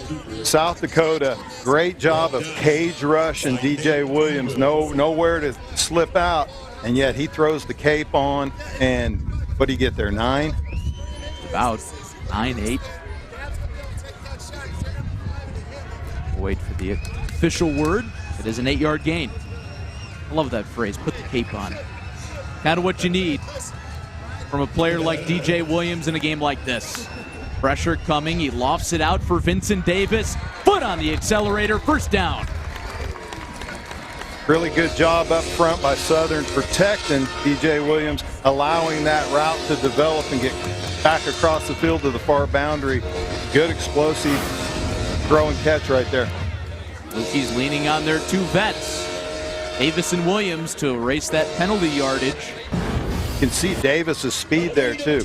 Really explosive player, number 2 is. He's a 20-mile-an-hour guy. That's almost speeding in a school zone, Pat. Robinson skipping forward, tripped up, gain of 1.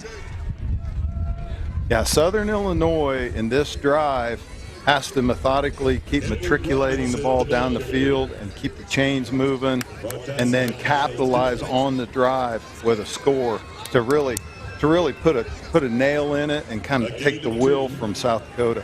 2nd and 8 from the Saluki 37. 10 minutes left. 2nd and 8. Williams, another draw, has a block out in front, and he is strung out. Ewell, another big tackle. Takes a bow. Why not? 3rd down. Yeah, Ewell, you can see right here, great effort, and just lawnmower tackles him. I mean, he threw both hands in there and scissored DJ Williams' leg and got him on the ground. Puts them in another 3rd and long situation on a critical drive. Had to blow up a block. Folks in bright red on the far side of the bleachers are the noisiest they've been today. Biggest play for USD's defense so far. Williams will pass. Lots of time. Throws for Davis. Incomplete. Yeah, South Dakota went 2 deep safeties, man underneath coverage. Vincent Davis had a little space, and DJ Williams just wasn't able to put it on his face mask there. Big possession steal by South Dakota's defense right there. Martin's the returner. Halen getting ready to swing it. Wind in his face.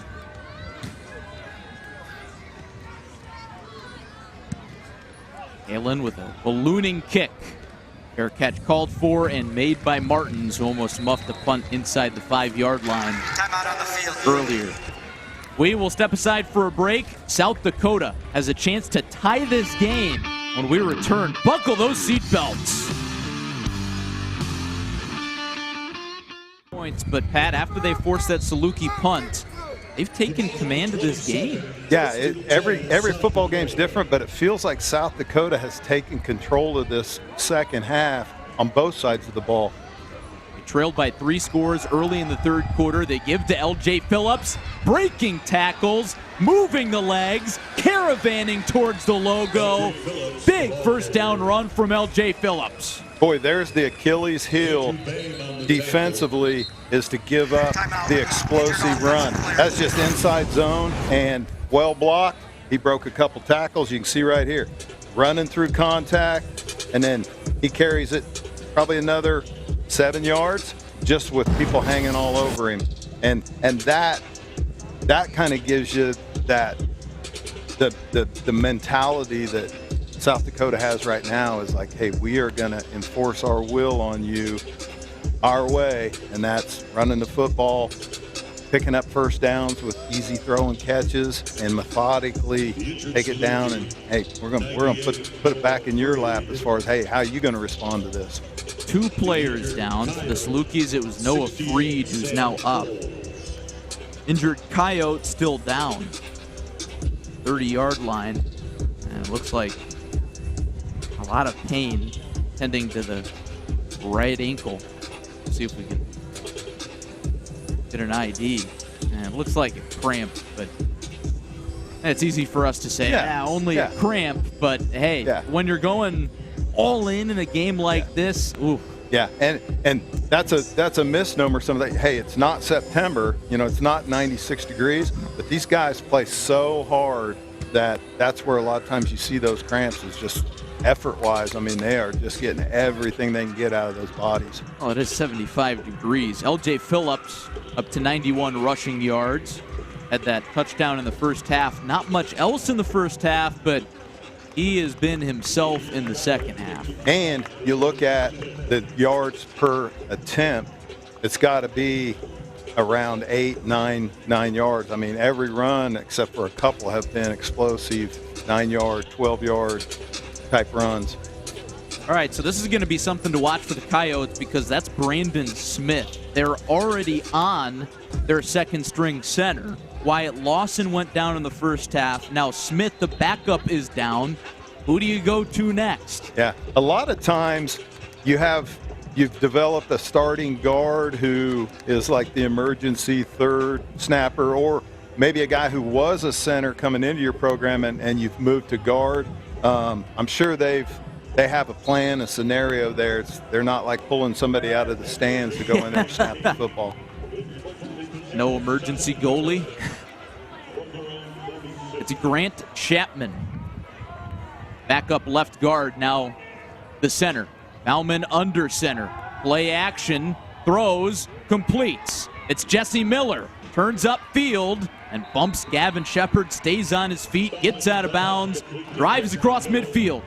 Boy, there's the boot waggle counterpunch to the outside zone, and that's a lot, Southern Illinois is allowing those tight ends to run scot-free out in the flat, and another chunk play on an easy pitch and catch.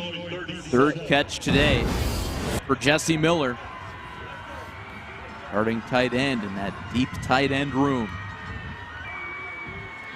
Bauman barks out the check. Advanced in that part of the game. Gives off to Fletcher. Slips past the first man. Spins past the second. Slippery towards the sticks. Boy, just another sheer will run. He probably bounced off of 2 people, broke one other tackle, and still lurched forward for another 3 yards. You can see it here. Watch the effort. Boom, boom, two, boom, boom. 3, Spin, 4. lurch. Man, I mean, that's a first down run by himself.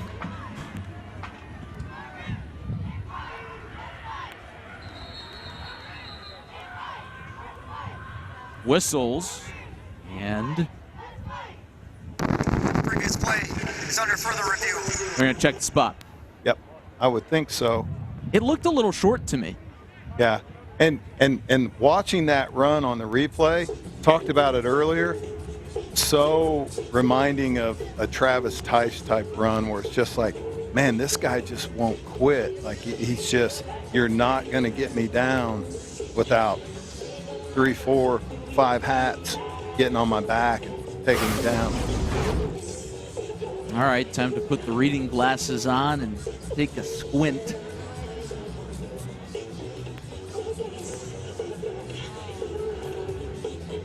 Looked like the ball at the 32.5. The chain gang is moving backwards.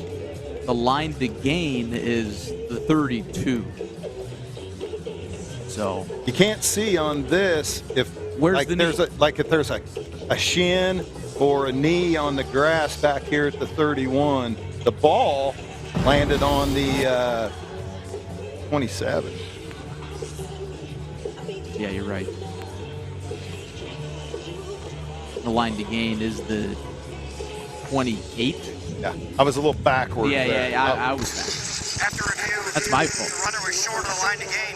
It'll be second down at the 27.5-yard line. All right, there you have it.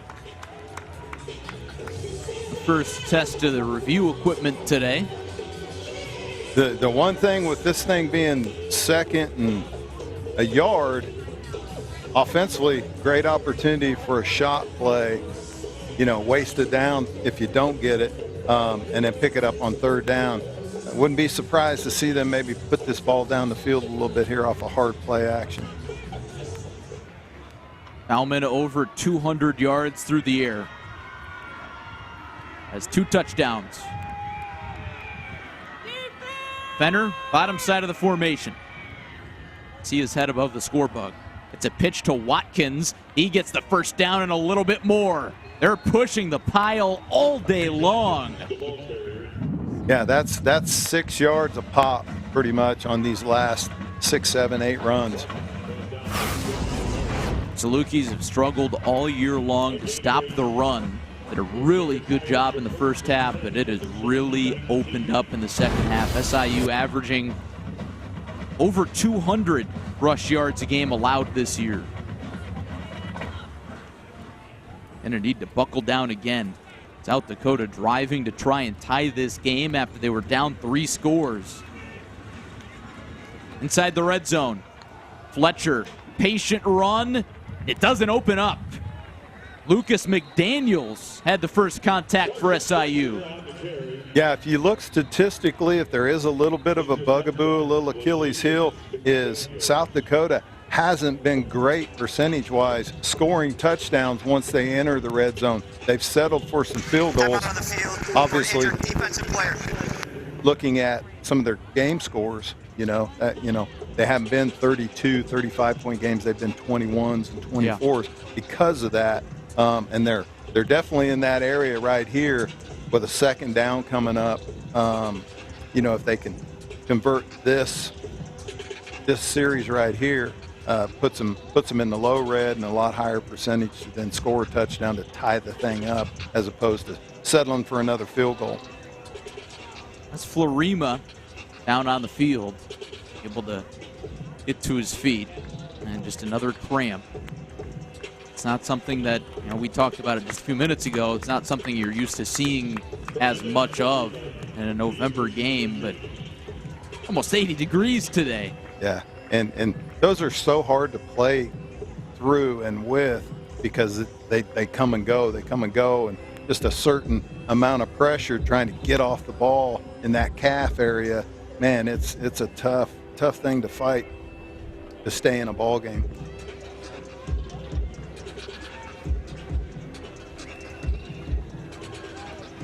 All right, so a few moments for the tension to build just a little bit more. 2nd down and 9 for South Dakota. In the midst of their second very long drive of this 4th quarter.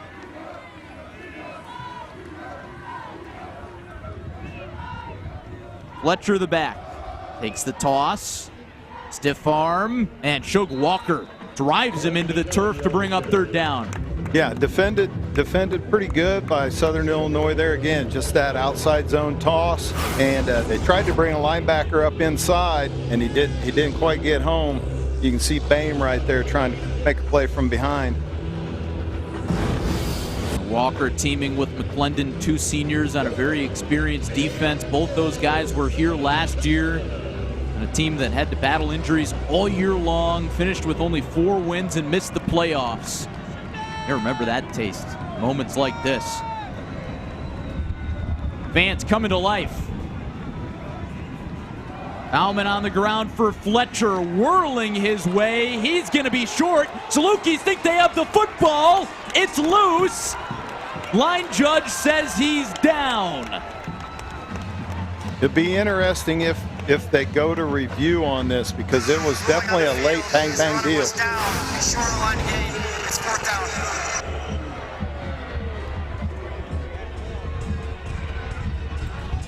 Oh, well, Fletcher kind of spun himself. Yeah. Lost the ball. It's always hard looking at it. When did the ball actually ever come loose, until you actually see it on the ground. But nonetheless, a good, well-defended play by Southern Illinois there. Had a lot of people down close to the line of scrimmage. There's the spin.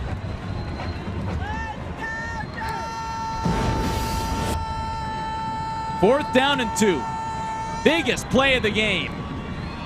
Bauman, play action. throws for the end zone. Fenner open. Bauman delivers. Yep, great play call by South Dakota there. 4th and short, everybody pinching. They play action, naked to the Bauman, the quarterback out to the left, and Fenner was literally running scot-free on the back end corner. You can see it here on the replay.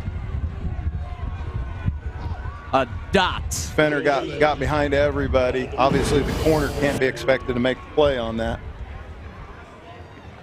Tie ball game. Extra point to tie it.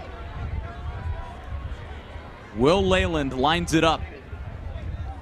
He's made 131 consecutive extra points, and his streak will not be broken. We've got a brand new ball game in Carbondale, 31 apiece, coming right down to it.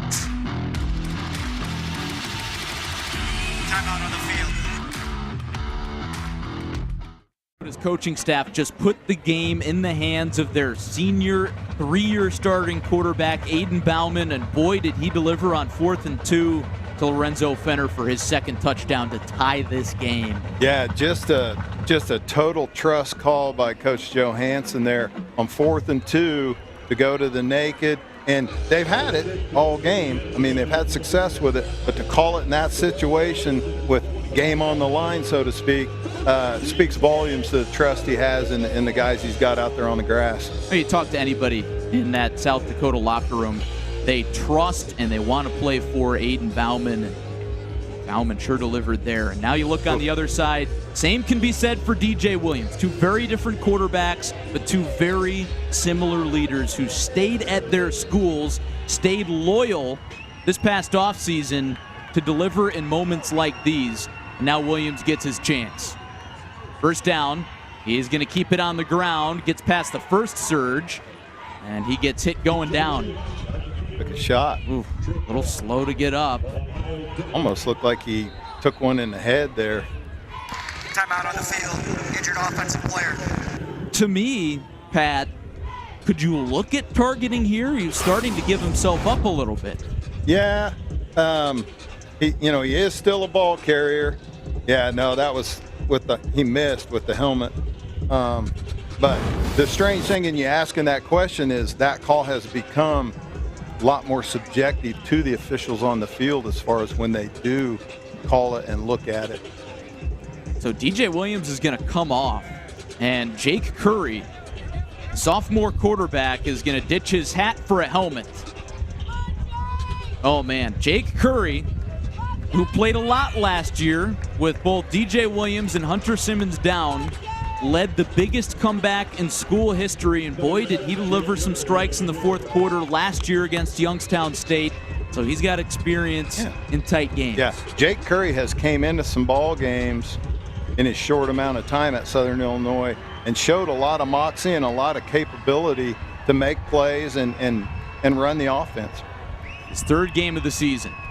Sends Davis in motion, play action, Curry throws, completes to Aiden Quinn. He's got nothing but turf in front of him. Aiden Quinn trucks a man, big gainer. Curry to Quinn, what a play. But there is a flag down. Oh boy. What a great call. Holding. Oh, it's coming back. 10 yards from the spot of the foul. Second down. Yeah, got the center there. But that call is a great call to four-man pressure. I was wondering when Southern Illinois was going to go to a slow screen to the tailback. They've ran that delayed tight end screen, and boy, what a missed opportunity on a huge play that is game-changing from that standpoint. So pushes SIU back as DJ Williams comes back into the game. Saluki's offensive line has made some tough mistakes here in the second half. Williams throws in the flat. Robinson makes a cut, but he's tripped up. What a play that was. Boy, if you're Nick Hill, you gotta dial one up here. Tough situation, 3rd and 12. Game on the line just to move the chains and keep yourself in it. It was Mikey Munn on the big tackle. This is where you got to trust DJ Williams to be DJ Williams. Need a big-time play from your star player. Clean pocket. He's flushed out. Williams extending the play. Williams making magic. Floats it on the sideline. He threw it away. And now what? 2:18 left. You've got all 3 timeouts and the 2-minute timeout. You almost have to punt it. Oh, yeah. Yeah. No, there's no question you've got to punt it here. And then all the pressure is on Southern Illinois' defense that if you got to come up with a stop at any point of the day, it's got to be right now. Do not feel comfortable giving the ball back to Aiden Bauman right now if you're SIU. Halen, lots of time on the punt. It's a good one. Back towards the 35 and the 30. Fair catch made by Jack Martins. Now, the other thing you got to think about here, if you're Southern Illinois, is big-legged, long field goal maker from South Dakota. You don't have a whole lot of yards, maybe 25, 30 yards, get you in his range with 2 minutes to go in the game here. Obviously, they want to drive the field, close it out with a touchdown, but that's in play big time right here as a long field goal attempt. We mentioned it earlier, Mata's season-long 58. That was inside at UNI, but USD has the wind at its back right now. That would be the 41-yard line. That is a weapon to have right now.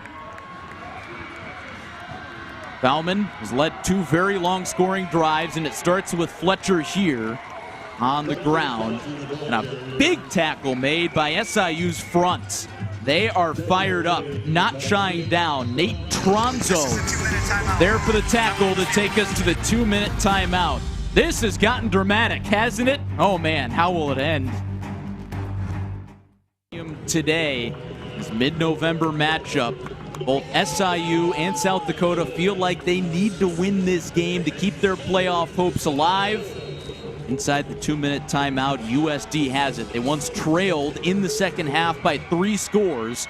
Gone on back-to-back long drives to tie it, and now they could win it on this drive.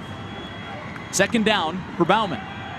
Free man coming. He throws it up for Fenner. Makes the adjustment, and he dropped it.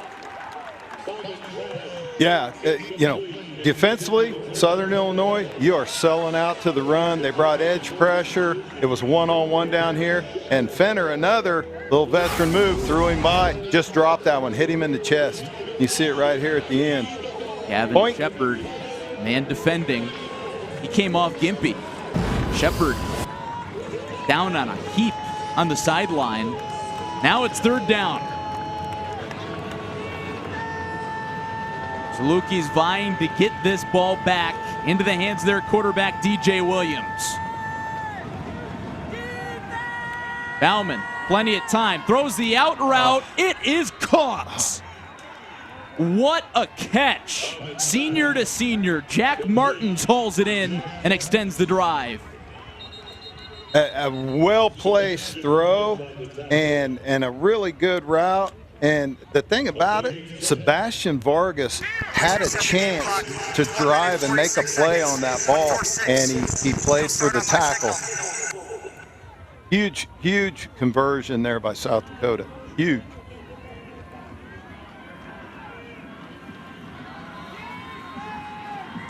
Bauman having a game. 221 yards with that last completion, 3 touchdowns.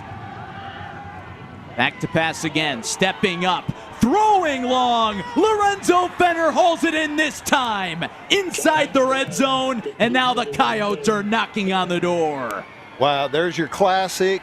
Southern Illinois is selling out to stop the run. They're playing man coverage. They tried to go to Fenner earlier. He runs a double move. He runs it, you can't see it here in the replay, but he ran a double move on the far boundary, and Vargas, the corner, bid on it. That's how Fenner got so far behind him, an easy pitch and catch at that point. 92 seconds left. Both teams still have all 3 timeouts. This is where you can afford to try and chew it up a little bit. For the Coyotes, they go to the freshman Fletcher. He has had a monster game. And Shug Walker belts him down at the 15.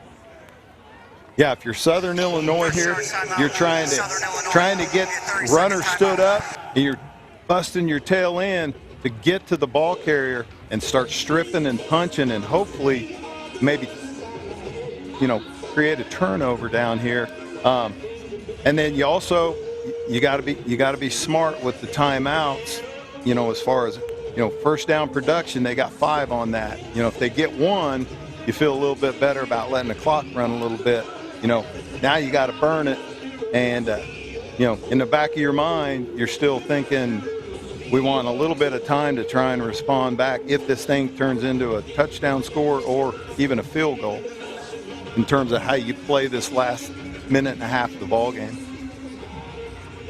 Out-of-town scoreboard in the MVFC. Lots and lots of important football to be played today in Week 12.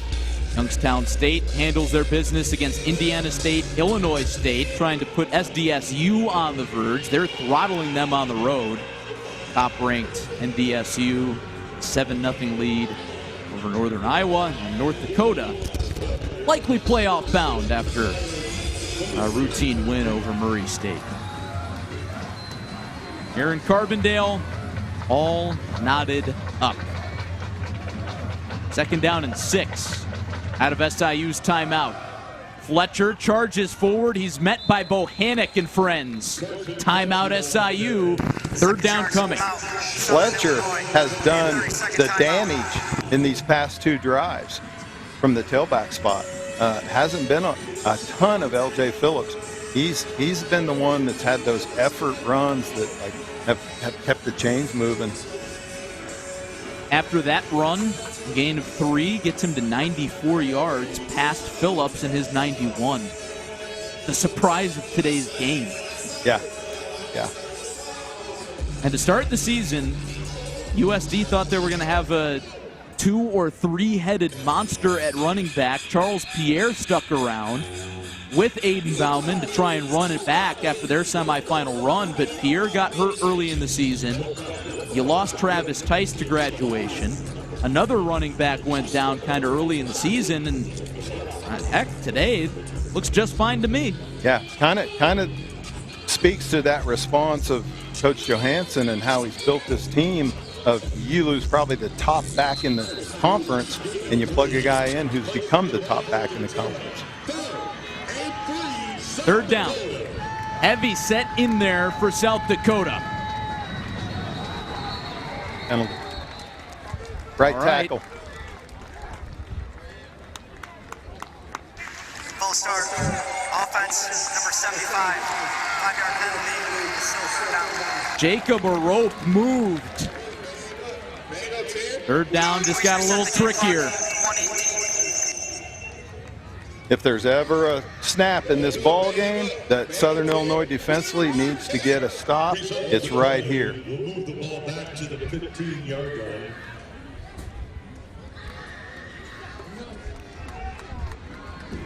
All right, here it is. Crowd jolting back to life. High snap. Fletcher is stopped. Carson Fletcher on the carry. Timeout taken by SIU, and they force a field goal try by South Dakota with 1:12 left. Timeout. Southern Illinois. Reset the game clock to 1 minute and 13 seconds. Well played by Southern Illinois defensively there. Did what they had to do. Obviously, if they convert the field goal here, you've got 113 with no timeouts to at least put yourself in field goal position with a good field goal kicker for Southern Illinois. A guy who has some range, has the capability of making a long one. Made that one from 53 at Purdue. Basket hand here for SIU, trying to get a paw on it. For the Coyotes, we've had one field goal operation go wrong, and now those nerves are turned up to 10. Yeah, ball on the left hash. Wind blowing from his left to right. You would think that he'd try and hit this thing right down the middle and not aim it, so to speak, and play the wind. I don't know that the wind has that much effect coming from his back. It's 31. Leyland, the redshirt senior, for the lead for the Coyotes. Snap, low, hold, good, kick, also good. Will Leyland delivers the lead for South Dakota with their backs against the wall. The guy doing what he does. You know, he's perfect on PATs. He's their short field goal kicker. Came in, did his job. What a unique setup that is with two guys who just do their jobs. That's how Travis Johansson summed it up for us earlier this week. Two guys that know their roles. Look at the emotion. It's always cool to see that out of a kicker because there's two types. There's football player types, and then there's the kind of whatever you want to call them, wacky guys that like. But you can tell they have a ton of trust in both those kickers doing what they're doing.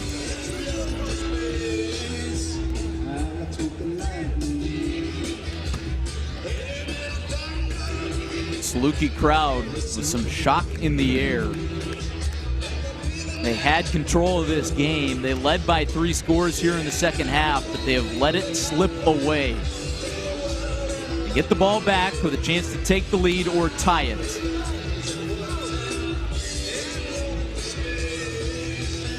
Zeke Mata got that big driver. Drives it long. Vincent Davis will not give it a crack. He couldn't do it if he wanted to. Through the end zone onto the hill. So, SIU will start at the 25-yard line, and this is it. No margin for error, either on the playoff resume or now in this game. You've got to have it. Yeah, I anticipate that you're going to see a lot of umbrella cover 2 coverage, and if needed, they'll go to man under 2 deep safety, and they're going to make Southern Illinois have to make a big-time play to move this ball down the field. Williams on first down. Pressure coming. He escapes. He's going to run it. Williams goes down with the slide. Saluki's looking for the flag, and they're not going to get it. No time to complain about it. Got to get up and go. Under a minute to go. Williams, the all-conference level quarterback.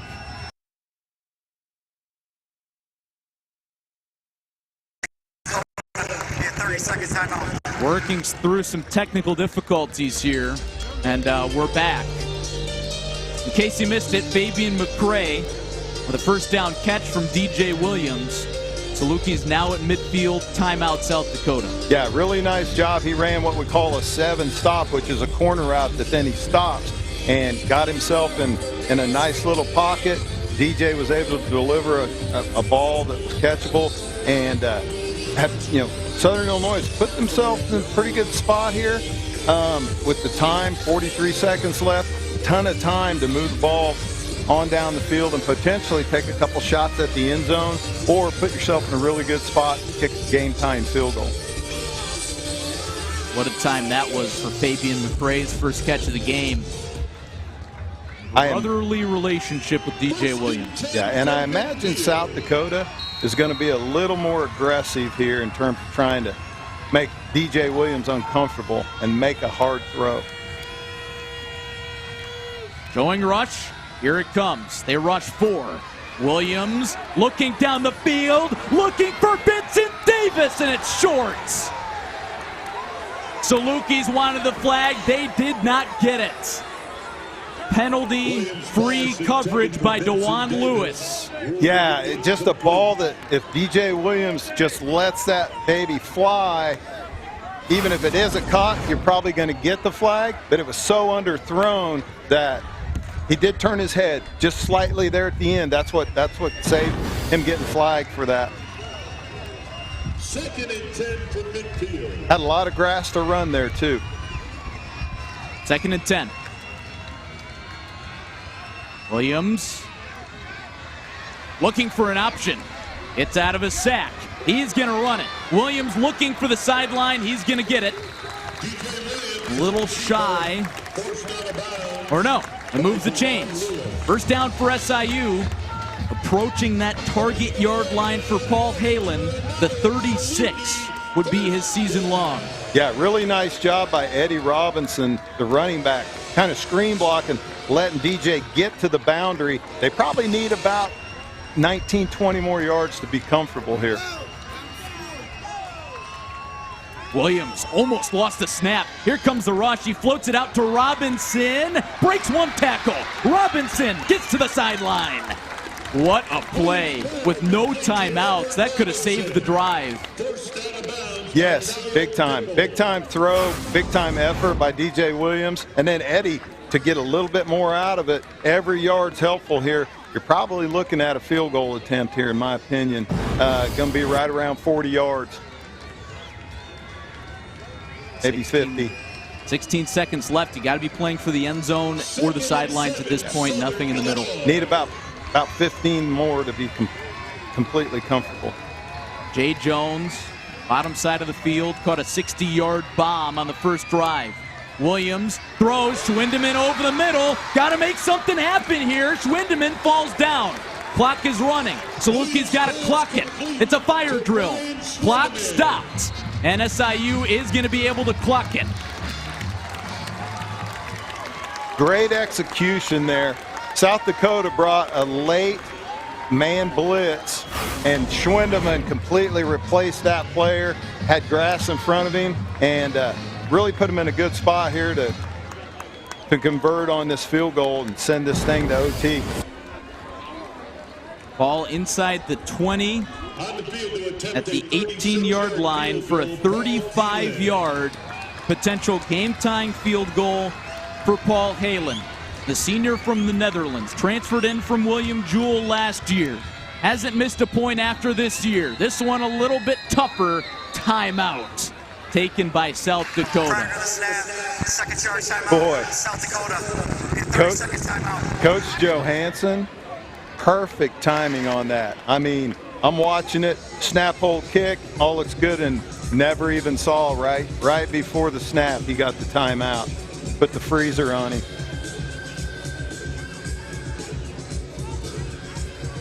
All right. Halen taking a minute to take some breath. These are situations you dream of for growing up as a kicker.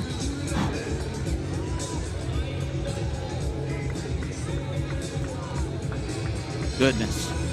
Used to call it earning your scholarship money right here if you're failing. Now it's maybe a little bit more than Maybe. in 2025. No matter how you put it,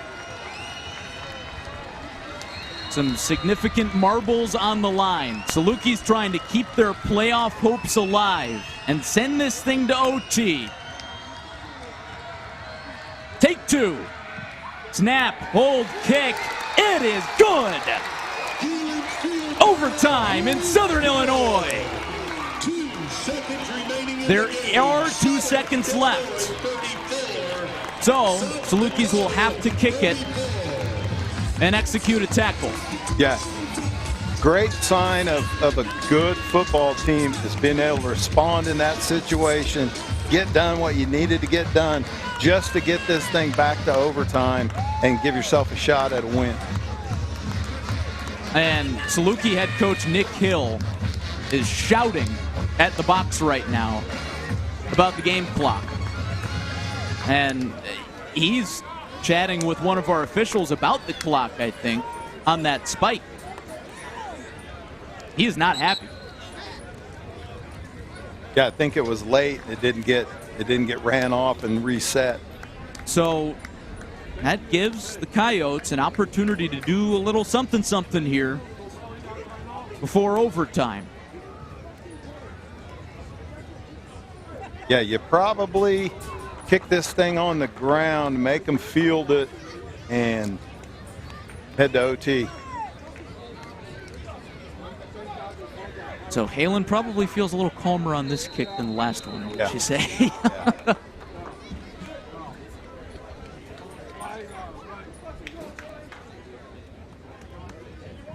Lines up.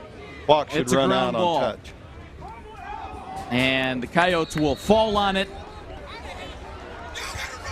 And the clock never ran. Please reset the game clock for 1 second. Oh, wow. Oh, my goodness. They're going to give him a second. How? Can you How? believe this? How does that happen? Oh, my gosh. I completely do not understand that. Well, first, the clock didn't run all the way through on the field goal. Might have started a little bit late, and now they put a second on. But the Coyotes will take a knee, and it will not matter. We will indeed play overtime inside Saluki Stadium. Wow, we've seen a little bit of everything, Larry. A little bit of everything. Great football game, man. That brings us to the end of the First overtime game for the Salukis since their playoff loss at Idaho back in 2023, a 20-17 loss in each of the first 2 way out west. the teams are granted 1 We will step aside and come back with overtime football. What's better than this? Here we go.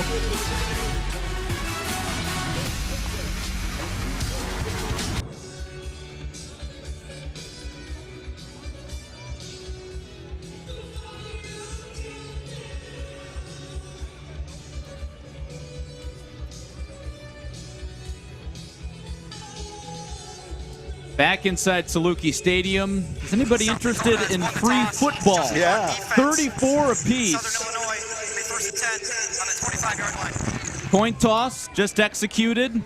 South Dakota wins it. They want to go on defense first. That's usually the strategy. And in case you need to review the study guide, here are the overtime rules. After our first overtime, you got to go for the 2-point conversion in the second one. Yeah, you take them one snap at a time in overtime. You want to score and then defend and end it, because it gets quirky then if you go beyond that and you have to start pulling 2-point plays out of your bag, and you know you're right back out there because it flip-flops possession-wise after the first one. So to recap what all has happened to get us here, in case you're just joining us, the Salukis led this game 31-14 in the third quarter. South Dakota responded by eventually taking the lead, scoring 13 points in the fourth quarter. Saluki's defense held them to a field goal on the drive that gave them the lead. SIU able to march down and kick a field goal to tie the game just before time expired in regulation. Yeah, it's been very competitive, from playing ahead, playing from behind, playing in a tie, and here we go into overtime, 0-0 basically. Two teams on the playoff bubble in overtime. SIU right now on the outside looking in. South Dakota in the first 4 on the border. Williams takes a shot to the end zone. Jay Jones, one play, a strike. Williams to Jones for the second time today. If you're a Saluki fan, that's what you want to see. Go for the throat right out the gate. Great first down call. Little double move late in the route by Jay Jones, and a perfect ball by DJ. Put it right where it needed to be. Another look. Just a beauty. Halen to line it up.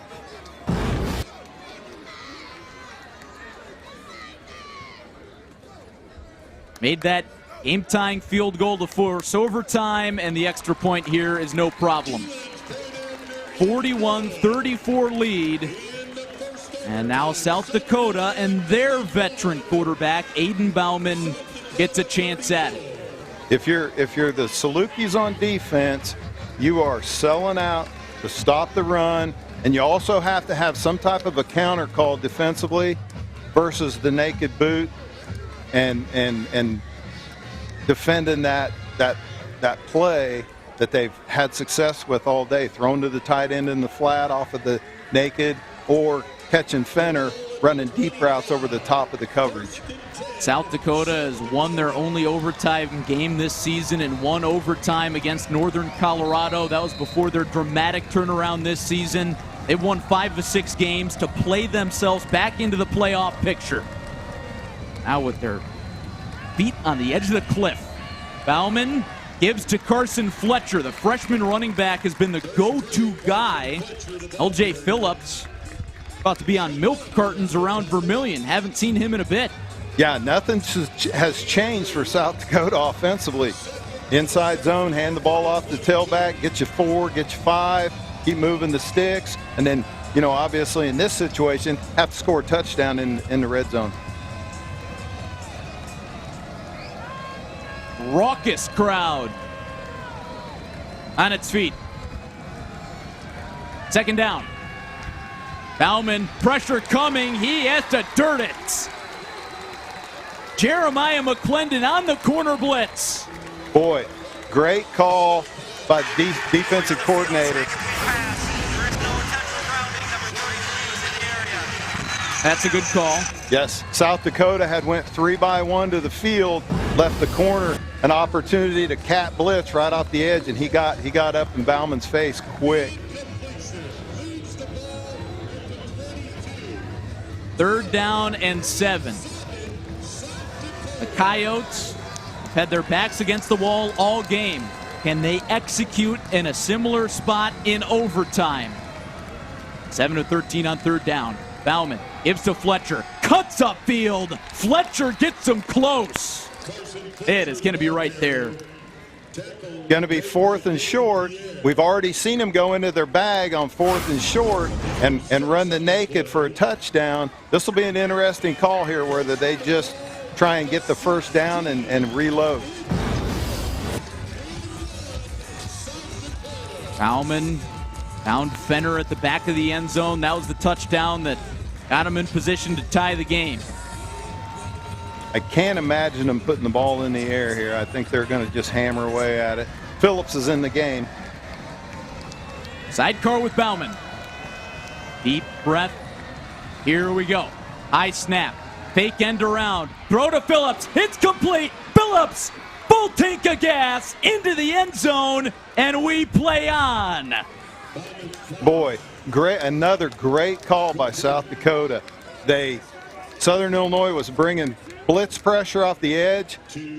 Phillips ran a flat route with hot eyes. Bauman delivered it, and they worked the rub real good right here. You can see it on the replay. Nice little rub. The linebacker who had Phillips in coverage got picked off.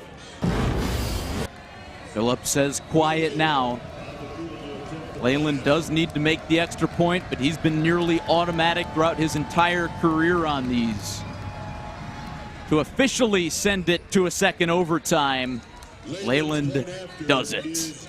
Would you expect anything less? No.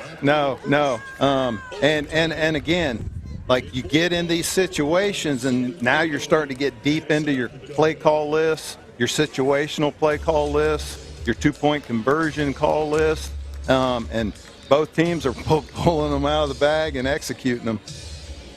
And South Dakota, look, again, this is their last regular season game. This is their last chance to put the polish on their playoff resume. A win probably locks them into the field. If they lose, there's still a chance, but it kind of gets murky going into that end of season bye week.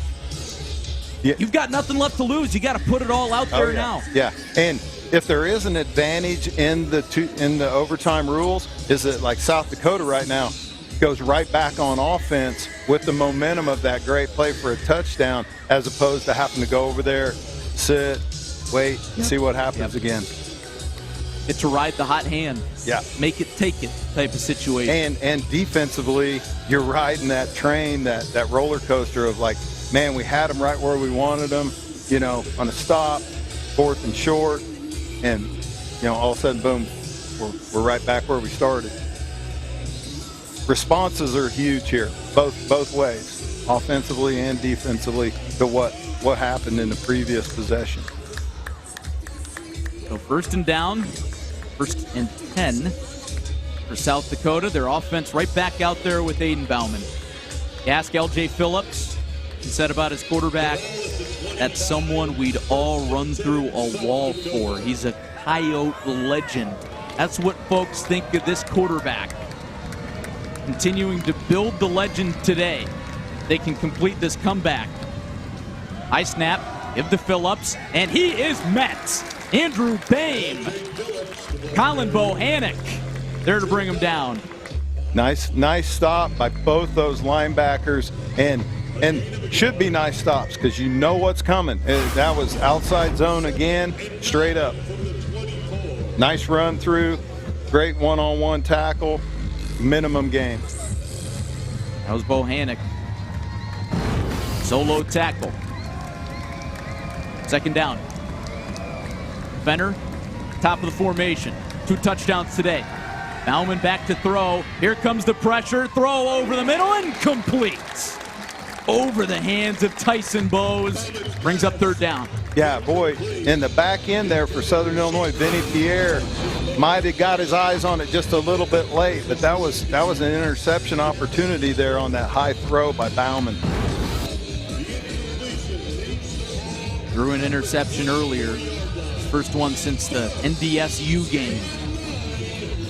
USD has been a different team since that NDSU game. They've won 5 of 6. Back-to-back top 10 wins. All that out the window now, though. Got to execute. Third down. Bauman throwing to the sideline with Fenner, and he reels it in. Are you kidding?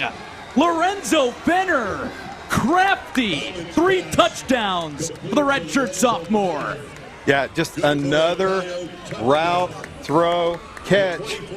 Fenner does such a really good job late in that route. He got a little bit of bump. You can see it right here at the end.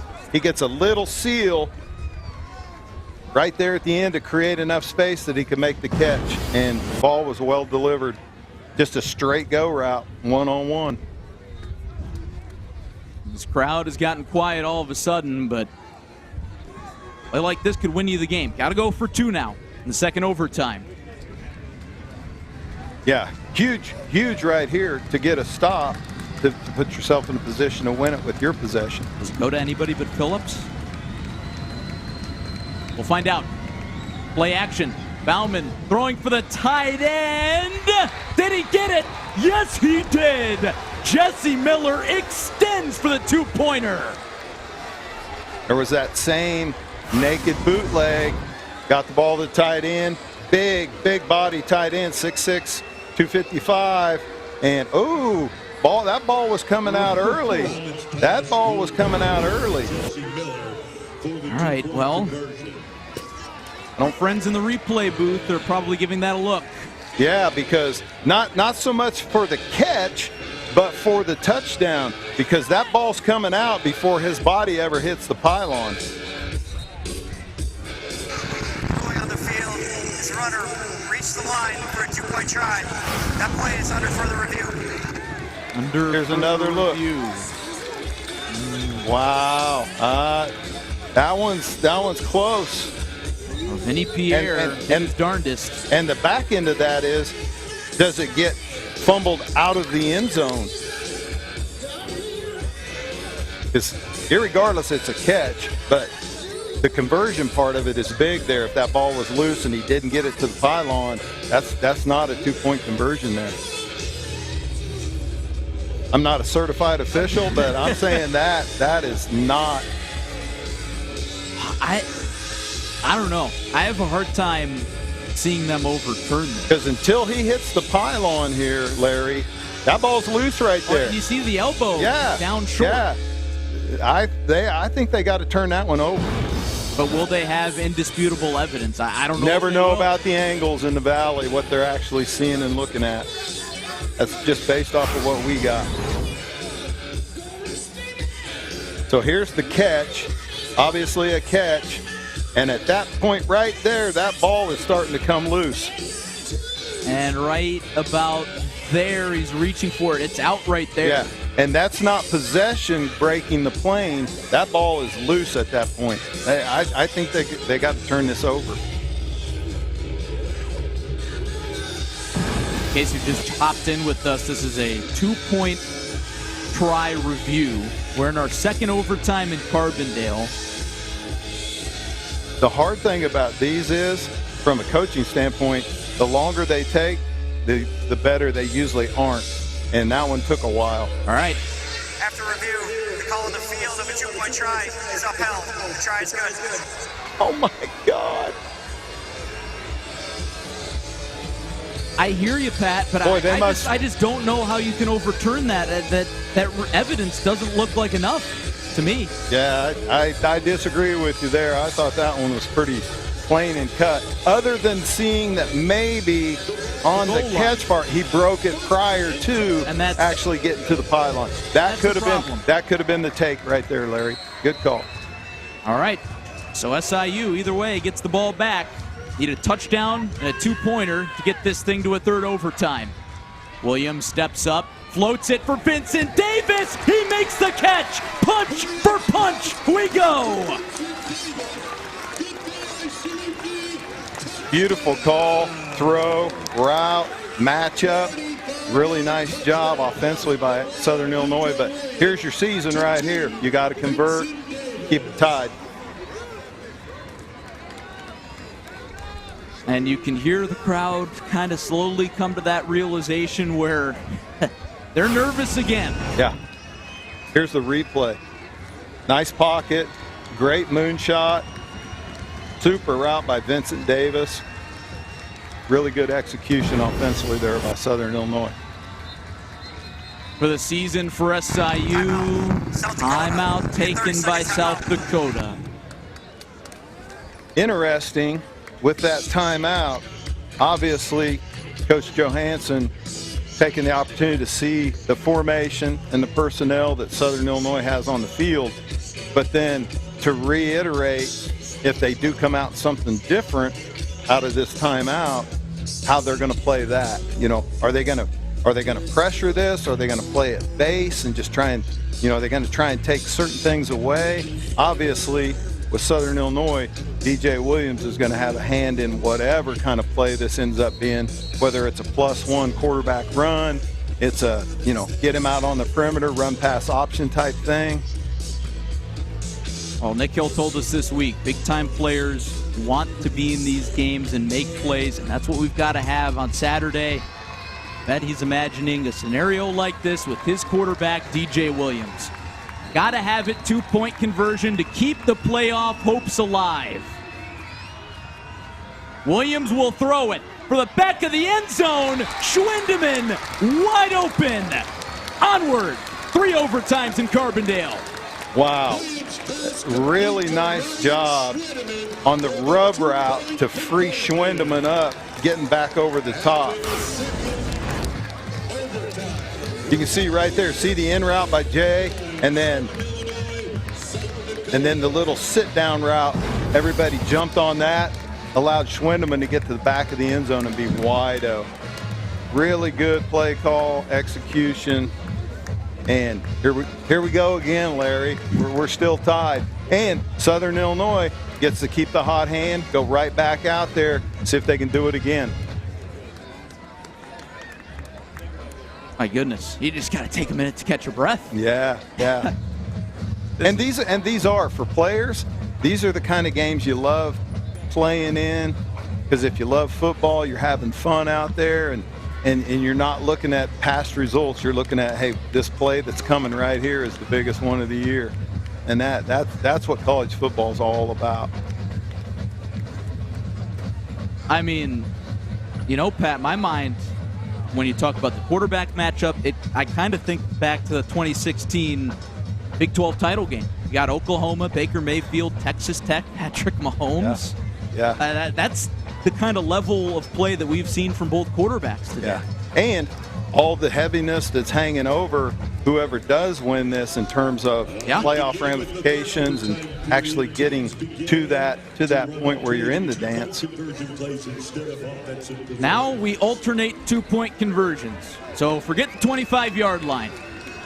And this is something that you've worked on and talked out and have planned from the offseason on.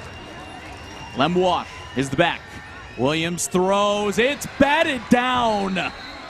And USD will have a chance to win it on a 2-point try. There's that guy. We haven't called his name almost all day. Caden Crawford got up the field on a little twist and knocked that ball down. Talked about him being a game wrecker. But now you got to get a great response. Here it is right here. You can see him coming from the right side of the defense. Bam. Bam. Just beat his dude inside. Lucas, go ahead. Got to have a huge response out of your defense right here. It's all on the table. 49 all. You get into the end zone, and South Dakota gets in the playoffs. Bauman, 3-year starter. Coyote legend. Timeout taken by SIU, and they were about to pull something out of their back pocket. Really good timeout by Coach Hill right there. South Dakota had went tackle over. They brought big 75 over to the left side, so they were heavy to that side, and they may have been setting up a little handoff reverse back out the back door the other way. So I think that was a great timeout right there by Southern Illinois' defense to, like, hey, let's get all our cards square. If they come back out in that and they're going to run that, which that's always, from a coaching standpoint, that's always a situation you get into. It's like, hey, they saw what we're, personnel formation we're in. Do we want to go with the same call, having them seen it, or do we want to go to something else? And, it all comes back to that list. If that's what you've been repping all year, your decision's made. Yeah, we're going to run that. We're going to run that. That's been on our sheet for the whole year. This is a group on offense that has taken a little time to find its rhythm. Bauman came back, had the weight of the world on him as the team struggled, the early going, but eventually got the train rolling in the right direction. They found themselves here. Yeah, 3 yards between them and the playoffs. Yeah, he's a quarterback that played into the semis last year. Yep. So from a pressure standpoint, he's been there, done that. It doesn't get bigger than this in the regular season. Here we go. After SIU's timeout, Bauman sends Bryant in motion. Bauman will pass. Clean pocket to the end zone. Nope. He's out of bounds. Incomplete. So here we go. I lost count. What is this, 3? This is the third. Third overtime. Here we go. Really good defense. Really good defense by Southern Illinois right there. Being sticky and staying with people. Now, correct me if I'm wrong. This is alternating 2-point tries. Ruling on the field was an incomplete pass. That play is under further review. All right. Another look.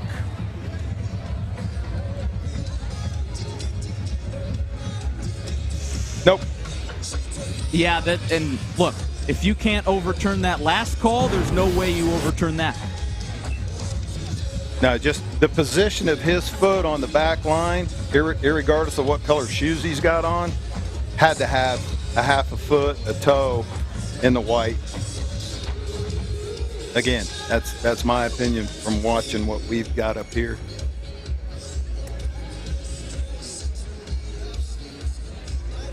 And a pretty definitive call.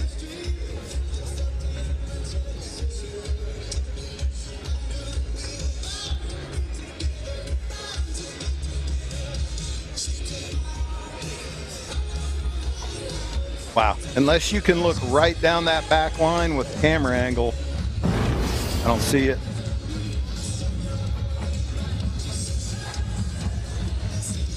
I don't see it either.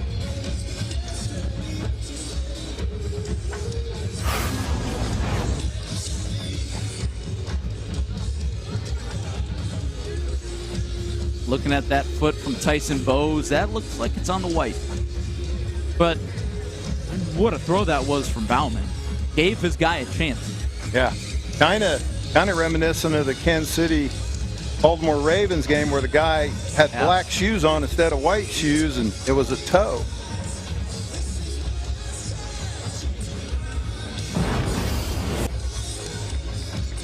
All right, so looking at probably a fourth overtime where, again, South Dakota will... After review, ruling of an incomplete pass is upheld. There it is. And we will have a fourth overtime. And South Dakota will stay on.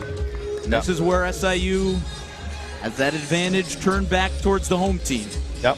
And we're about due, I was just going to ask you, we're about due to see who actually runs the ball in this situation first. And I'm kind of surprised that South Dakota hasn't run it yet. I'm with That's their you. bread and butter. I'm with you.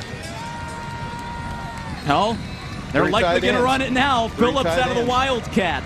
Bauman at the top of the screen, going deep into the bag. He hands off. Bryant reversing back. It's chaos. Bryant making the defense look like a corn maze. He finds his way in. Wow, I was shocked right there that they didn't throw a clip on, I believe it was Colin Bohannick there, trying to pursue it down. He might have got his head in front, but boy, it was right there on the verge of that. But what a play. What a play by him. Whoa. Completely reverses field, broke two arm tackles, and then but right here, well, that's close. Wow. What a play. Tennell Bryant, the transfer from Arkansas State, makes it happen. All right, SIU needs to respond. Fourth overtime. Two tight end personnel in the game for Southern Illinois right here. Saluki's on their heels. Williams missed the last two-pointer. Defense came through for him. South Dakota takes their final timeout. South Dakota takes a timeout. 30-second timeout. The rules are that each team only gets one timeout. That's what Coach Hill is talking They've to already used a the line timeout. judge. And I think Coach Hill has a right to be upset. Where did this timeout come from?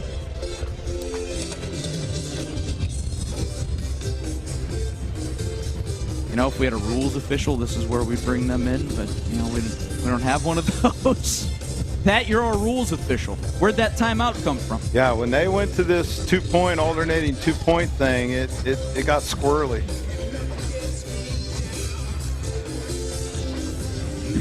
In the live stats, it says South Dakota now has -1 timeouts. So we're not crazy. Yeah, I'll be honest. I don't know what the ruling on that is and what Coach Hill is trying to get across. I think the officials lost track of how many timeouts there were. That or they didn't know the rule. Al Weideman in motion. Williams will keep. Williams has some blockers. Williams is in. DJ Williams will not let his playoff hopes go by the wayside. Yeah, and a really good run there. It wasn't super clean, but he was patient, got in behind some blockers, and then, you know, big body, he pushed it on in. You see it here. Straight +1 run. Had the left tackle out in front, and he just kind of rode his back and drove it in. But we just talked about that, Larry. You know, you're deep into your bag at two-point conversions, and, you know, at what point are you going to go back to pure offensive calls? And you saw it both times there. South Dakota trying to do the jet sweep, and then Southern comes back with +1 quarterback run. Well, high five, partner. 5 overtimes. Yeah. Ever seen one of these? I've seen them. I've never been a part of one, so to speak. Right there with you. Your SIU, do you try your luck at a timeout? Once you get on defense? Yeah, I'll be honest with you. I'm baffled on that. Like if that's a blatant miss by the officials or that there's just some misunderstanding of timeout rules within multiple overtime sessions. All right, so the Salukis start off this 5th overtime. Chance to put them in the driver's seat for the first time in OT. The first time since the first OT. McCray in motion. It's a give. It's a fake. Throw is incomplete. McCray was open. Williams left them short, and it comes down to the defense for SIU and the offense for USD once more. Yeah, just really disheartening for DJ Williams because that was a miss. That was just a poor throw. He had him open with space over in the back corner. He just kind of short-armed it. Yeah, kind of short-armed it, kind of aimed it a little bit. If he'd have just stuck it on his face mask, they get it. So back to the defense for Southern Illinois. They got to come up with a play, try and spike it, get pressure on the quarterback. Looks like South Dakota's probably going to try and ram this thing in on the ground. For a playoff berth, Bauman throwing the fade route. It's Fenner! The catch to send South Dakota back into the postseason. For a 2-point conversion. What a comeback. What a win. What a season for the Coyotes, and they'll play on. 51. That's the end of the game. Boy, Fenner was the guy.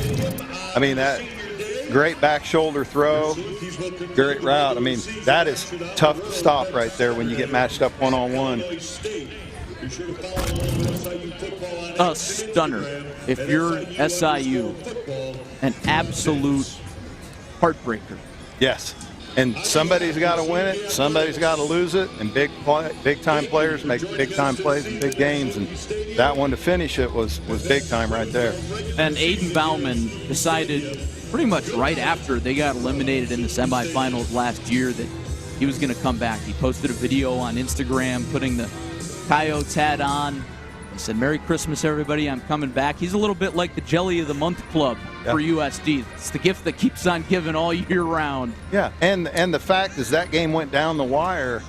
They had trust in him. They threw the ball more than they ran the ball, kind of going against their MO in those critical situations. I mean, just straight drop back, hey, let him deal it.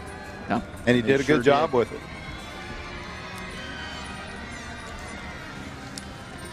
Looks like Taylor Lawrence has. We will step aside for a quick break. We'll hear from Taylor Lawrence with Aiden Bauman shortly. Standing by with our player of the game, 3-year starter, and tonight's hero, Aiden Bauman. Thanks, guys. Yes, I'm here with South Dakota's quarterback, Aiden. Congrats on the win. This was such an insane game. So many overtimes. How are you feeling right now? Yeah, I'm ecstatic. You know, that was a fun game, to be honest, but really proud of our team and the fight that we had today. And I know you mentioned to me a little ago that next week is your bye week. What are you looking forward to communicate with your teammates to focus on the bye week to look forward to your next game? Yeah, well, we fought for a spot in the playoffs now, so obviously, you know, rest and recover and get guys healthy, but you know, be ready for whoever we're going to get the next week and be ready to play really well. Well, thank you so much, Aiden. I hope you have a great day. Thanks. Back to you guys. Well, thank you, Taylor. Next game, playoffs for Aiden Bauman. He did not let his career end today in Carbondale. 300 yards, 5 touchdowns, a career day. All right, that'll about do it for our football coverage this season in Carbondale. Want to thank our entire hardworking crew that put in a lot of hard work all season long. For Taylor Lawrence, for Pat Poore, I'm Larry Larson saying so long from Saluki Stadium, where South Dakota wins it 53-51 in 5 overtimes.